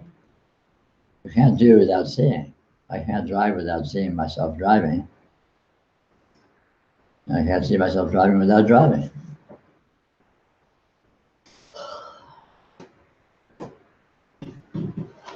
I mean,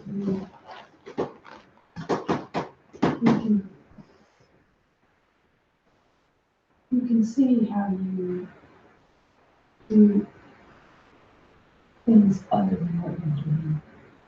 You can see how you pretend to, Yeah. but when you're pretending that, then that's what you're doing. I mean, you're actually doing it. Well, if you are doing it, then that's what's appearing. Yeah. It doesn't need to. But nothing needs to appear. Everything's useless. The idea of usefulness is totally conceptual.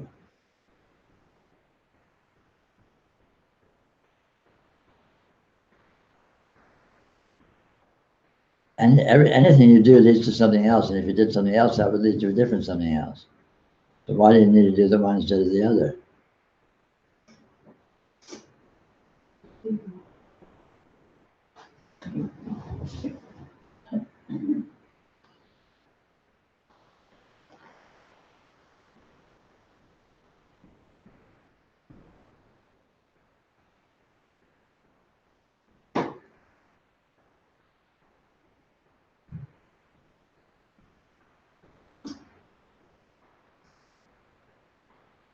I don't think it's all that realistic. No, there's nothing. Huh? No, that's not nihilistic. That usefulness itself is nihilistic because it denies the fullness of actuality.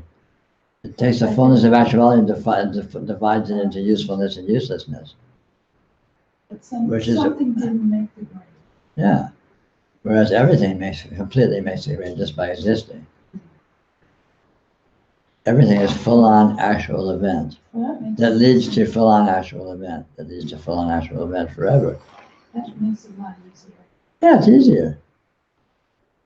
It's a load off.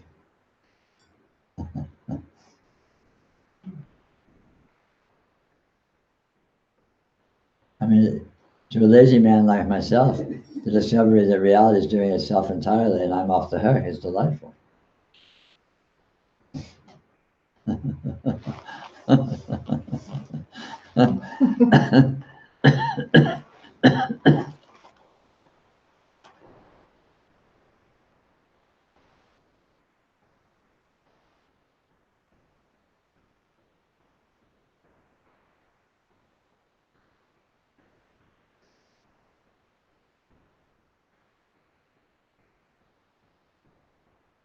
Isn't that reality?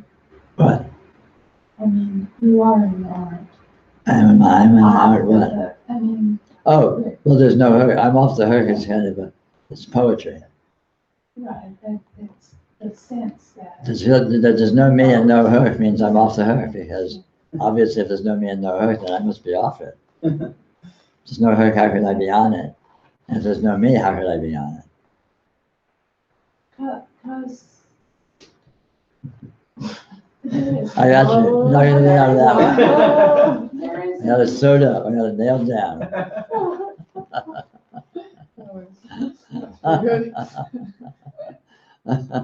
Except there isn't. Oh, thank you. There is. So what is the me? What do you mean by The that? know me that is experiencing. Sure. Okay. In that case, if you want to say I am what is, then I'll buy that. Everything is what is. Yeah. So that's me, but it's also not me because not me is what is. Because what is, it does not lend itself to being analyzed into a me or a not me. It is simply what it is. It's beyond those categorizations. It's beyond those axes of analysis. Again, that's a lot easier. Yeah, isn't it? That's what you went for. We like to make it easy for you. That's our goal here. Here at The Open Doorway, we strive to provide our clients with greater ease And usefulness. and usefulness.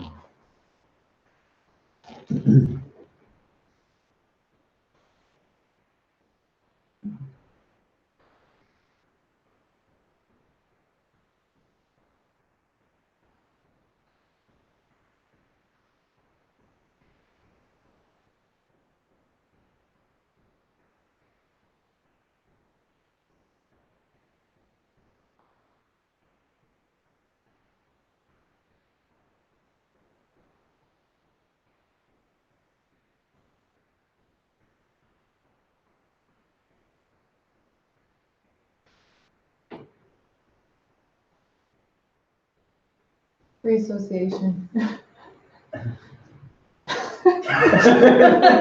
Yes. Yes, free association, entirely free.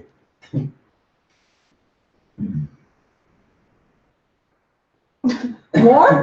Back to you. You hit the ball to me, I hit it back. Don't you know how to play the There's no game? time. No time at all. Well done.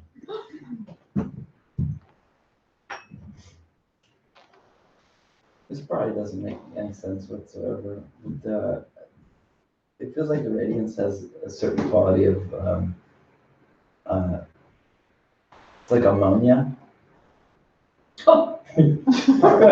Sorry. In what sense? Smell it in your house. I don't know.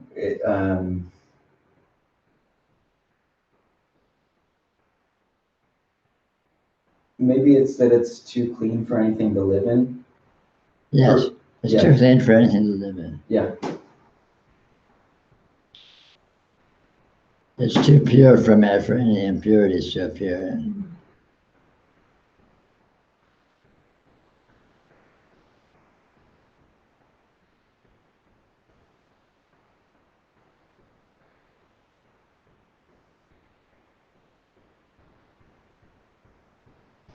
But within that, there's still the appearance of something turning into the ammonia. Like there's the process of sublimation. Seemingly. Yeah. But and yet that's only seemingly, because again it's too pure for there to even be that. Right. The mechanism they could seem to be that, and yet it seems to be that way. So again, it's paradoxical. You can't pin down or say what's up with that.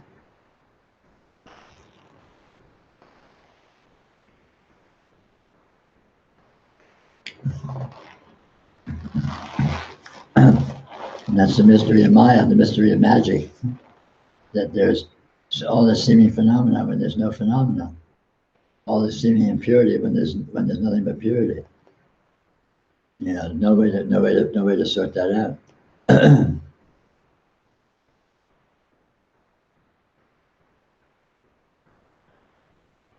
There's certain times where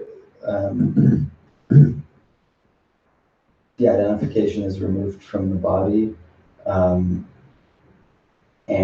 it's like a hard cut, and certain times where there's like this sort of sublimation occurring, and the sublimation is what's associated with this sort of intense pleasure, and then the hard cut, there's like nothing.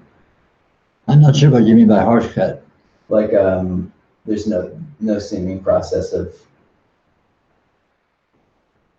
peeling attention away from the, Right, yes. like the pleasure is in the peeling away. Yeah. Yeah, very much so. Pleasure is in the contrast of moving from limitation to limitlessness. And yet there's no limitation. So it's very peculiar. But since there doesn't need to be limitation for there to be seeming to be limitation and moving from limitation to no limitation, there's infinite pleasure. How convenient. You don't need to bother with the niceties of actually having the thing occurring to reap the benefit.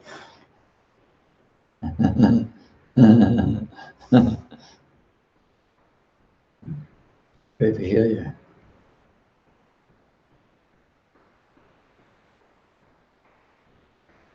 The eternal bliss of release when there's nothing to be released from.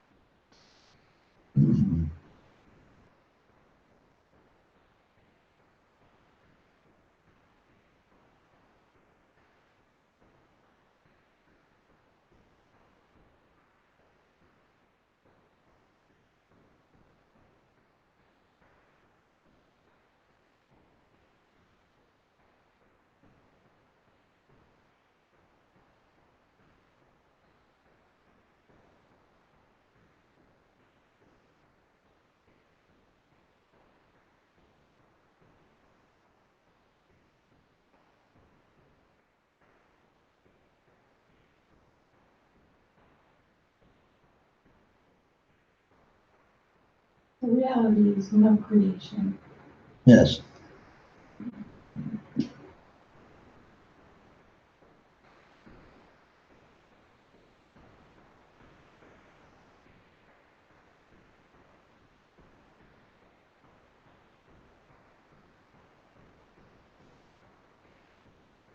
Which is very peculiar, all things considered.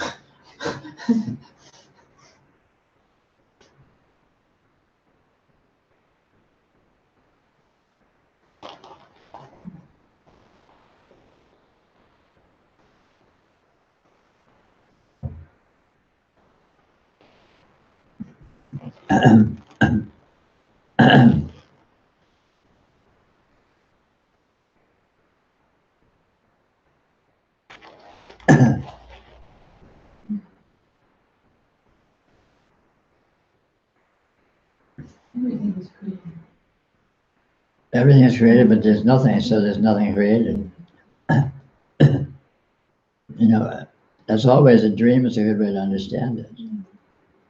There's nothing in a dream. A dream has not been created. It appears as if it has been, but even that it appears isn't really created because you can't pin down that it is appearing, and yet it manifestly seems to be. And so it becomes a vehicle of amazing richness without being any kind of a vehicle at all because it's not really anything.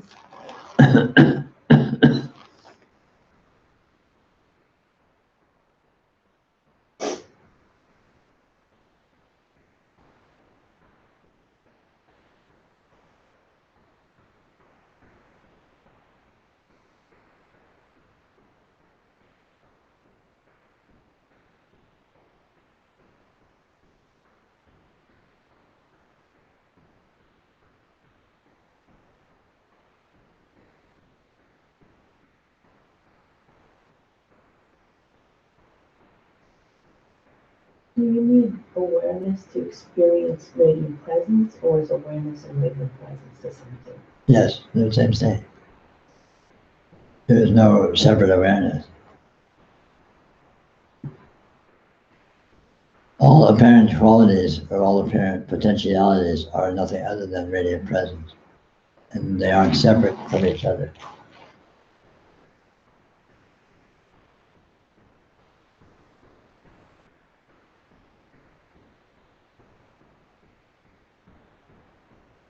So awareness or being a subject is actually radiant presence. It isn't actually awareness or being a subject. Objectification or being an object is actually radiant presence, and it isn't actually being an object or objectification, and so on and so forth. So all of the things that we ordinarily categorize as possible polarities or possible, potencies in this possible, things that are doing something and things that are being done are nothing other than radiant presence and are not at all what they're held to be as separate individualities, this compared to this compared to this, which is very peculiar.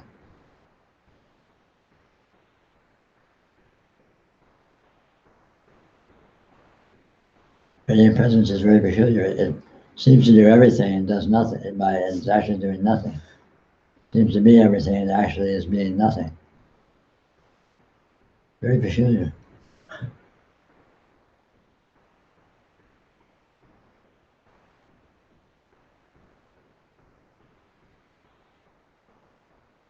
It's like a dream. Dream seems to be everything, all this elaboration, and yet it's actually nothing. And all these things, all this eventfulness that seems to be happening in the dream, there's no event there, and nothing whatsoever happens or is accomplished.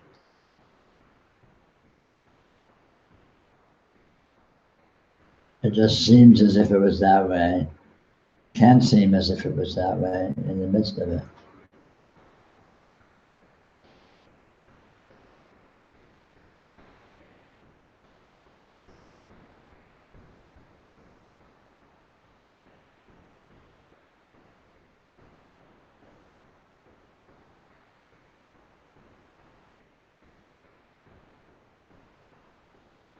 Then McKenna says, awareness is truth and appearance is belief.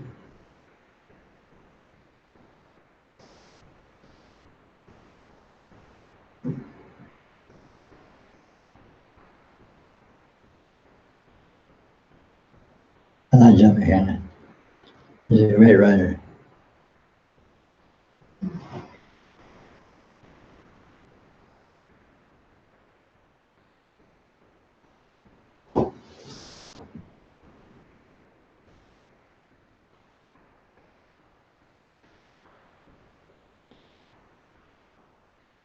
I wouldn't say that appearance is belief. I would say that anything or conditions is appearing is belief.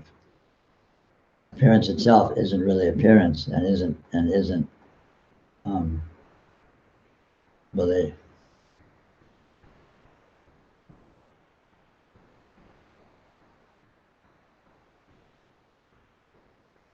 And likewise, truth or being or actuality seems to be awareness, but there's no awareness that can be found other than truth itself.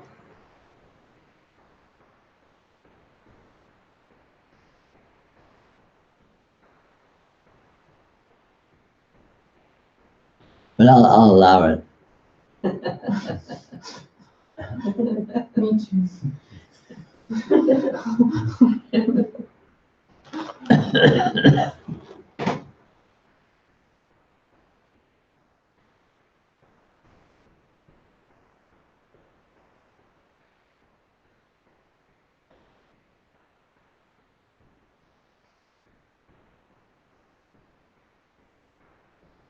So truth is whether you're aware of it or not.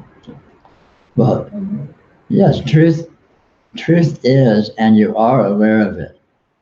You can't not be aware of truth unless unless you're pretending to not be aware of it, which is what we call consciously. Which is what we call it. Consciously aware. In actuality, there's no such thing as conscious aware versus some other kind of awareness.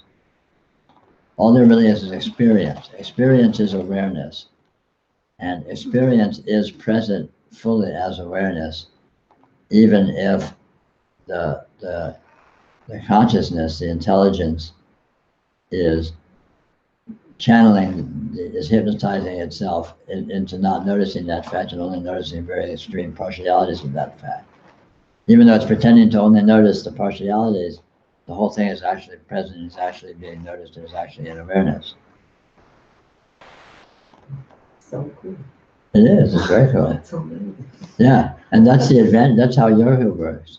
Because even though your conscious mind and your interpretation is busy holding things to be a certain narrow way, in actuality, the reality of your experience is comprehensive and includes everything that's present, not just what the conscious mind is and the interpretation is defining to be a certain way.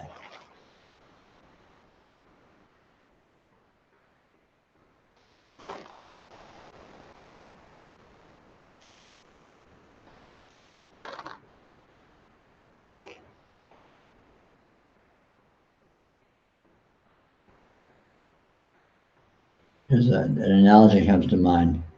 There's a thing that astronomers use, or the technique they use called a clicker, where to find an asteroid or something, you'll have two pictures of the night sky, the same portion of the night sky taken at different times. And what they do is they flash back and forth between it. You look at one and the other like that. And all the stars that aren't moving will seem to be in the same place. But anything that's moving, you'll see a little thing jumping back and forth. So likewise, in yoga, if you're looking at your experience in terms of what you're normally interpreting to be, oh, I'm sitting in this room having a conversation, and then you look at your raw experience, which is so much more than that. If you jump back and forth between the two, you'll notice this big apparent motion, where at first there isn't really actually any motion at all, and that will reveal very clearly how limited and how small and how excluding interpretations are in the face of what they're pretending to be interpreting. A good interpretation would include everything, every aspect of what it's interpreting, but they don't. Interpretations are all heavy censorship. Interpretations only take a few very small qualities of something, of an actual experience, and hold it, that's what it is. But the actual experience is not limited to a few qualities. It has an infinity of qualities and absolute dynamism and so on and so forth.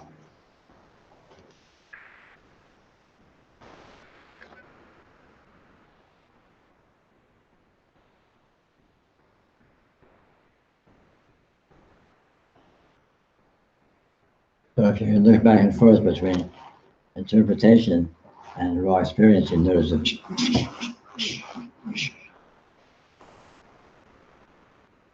or so to speak. I was noticing that when I was watching those bricks on the, Hmm? I mean, they look like bricks, but Yeah. they just stayed there. Yeah. It does start to change. Yeah. Everything about it. Yeah. The color, it's Everything. not the same. It's not the same. But then I could just go back to Yeah. seeing the color. That's right. Yeah, that's exactly what I'm talking about. That's your yoga.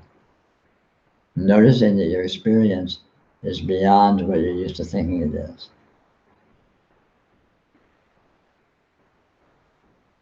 And then once you can do that, be with that beyondness and feel what it's like, feel what it is, feel how it works. Well, in that, I even felt like this fear because, oh, where am I going? But that was okay too. Yeah. Oh, yeah. Yeah. Fear's coming. Yeah, it itself is not fearful. It's only fearful to the portion of you which is used to relating things in terms of interpreting them. And it can feel like you're stepping off into the unknown, and that can be a little intimidating, a little anxiety producing. But the unknown is not actually threatening. In fact, it's an unknown of richness and ease and presence. So once you build up some experience of that, you discover that, and then the anxiety or the fear diminishes because you learn from direct experience that it's not threatening, and on the contrary, it's very rich and welcoming and supportive and nourishing. And in that practice, does it eventually just become what it is, just Yes. more natural? Yes. Yeah, that's the point. And that's what realization is, when it's just completely natural. You notice it's completely natural.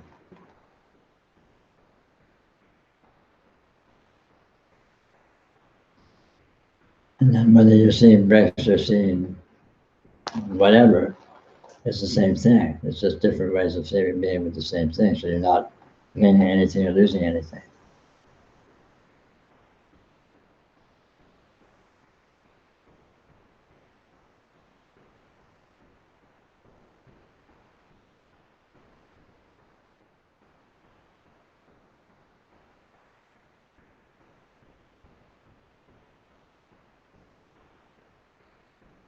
I'm gonna try that with people. It's very interesting with people. It's very, very interesting. Even someone who you think you know who they are and what they are, and then just open to what's really there. It's wonderful. Mm.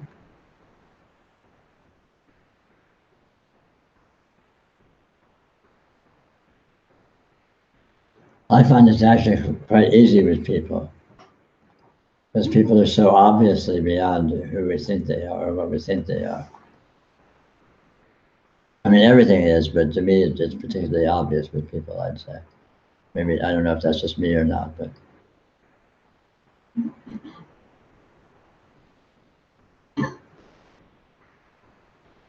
When you think you know someone, you're actually creating a caricature in your mind that you think is who they are and what they would do.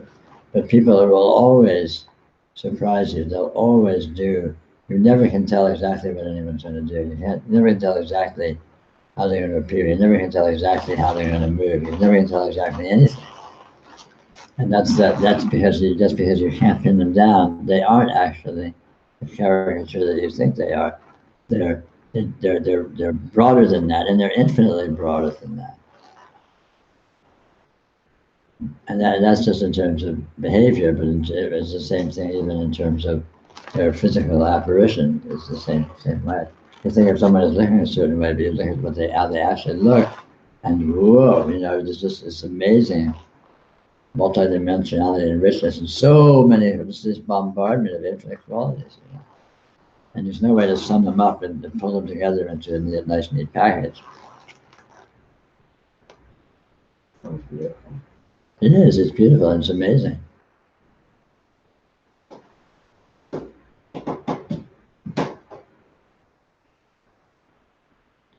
It's especially beautiful and enriching because it's a fullness.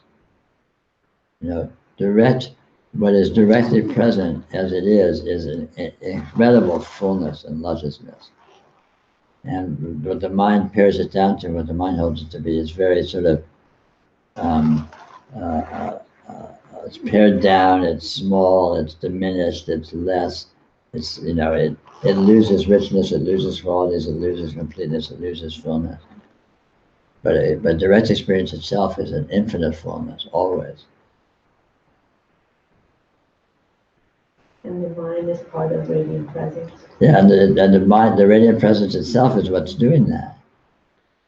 But even when it does it, it doesn't do it successfully and comprehensively. So even when radiant presence is interpreting itself, it doesn't stop the uninterpreted, uncensored radiant presence from always being fully present.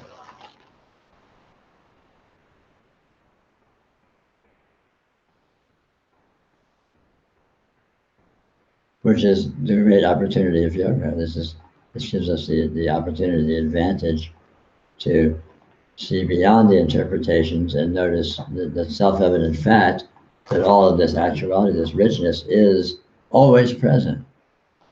The interpretations don't actually shut it out, don't actually stop it or change it.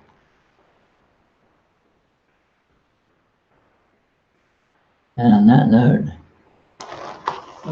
I'll wish our online friends good night, or good whatever.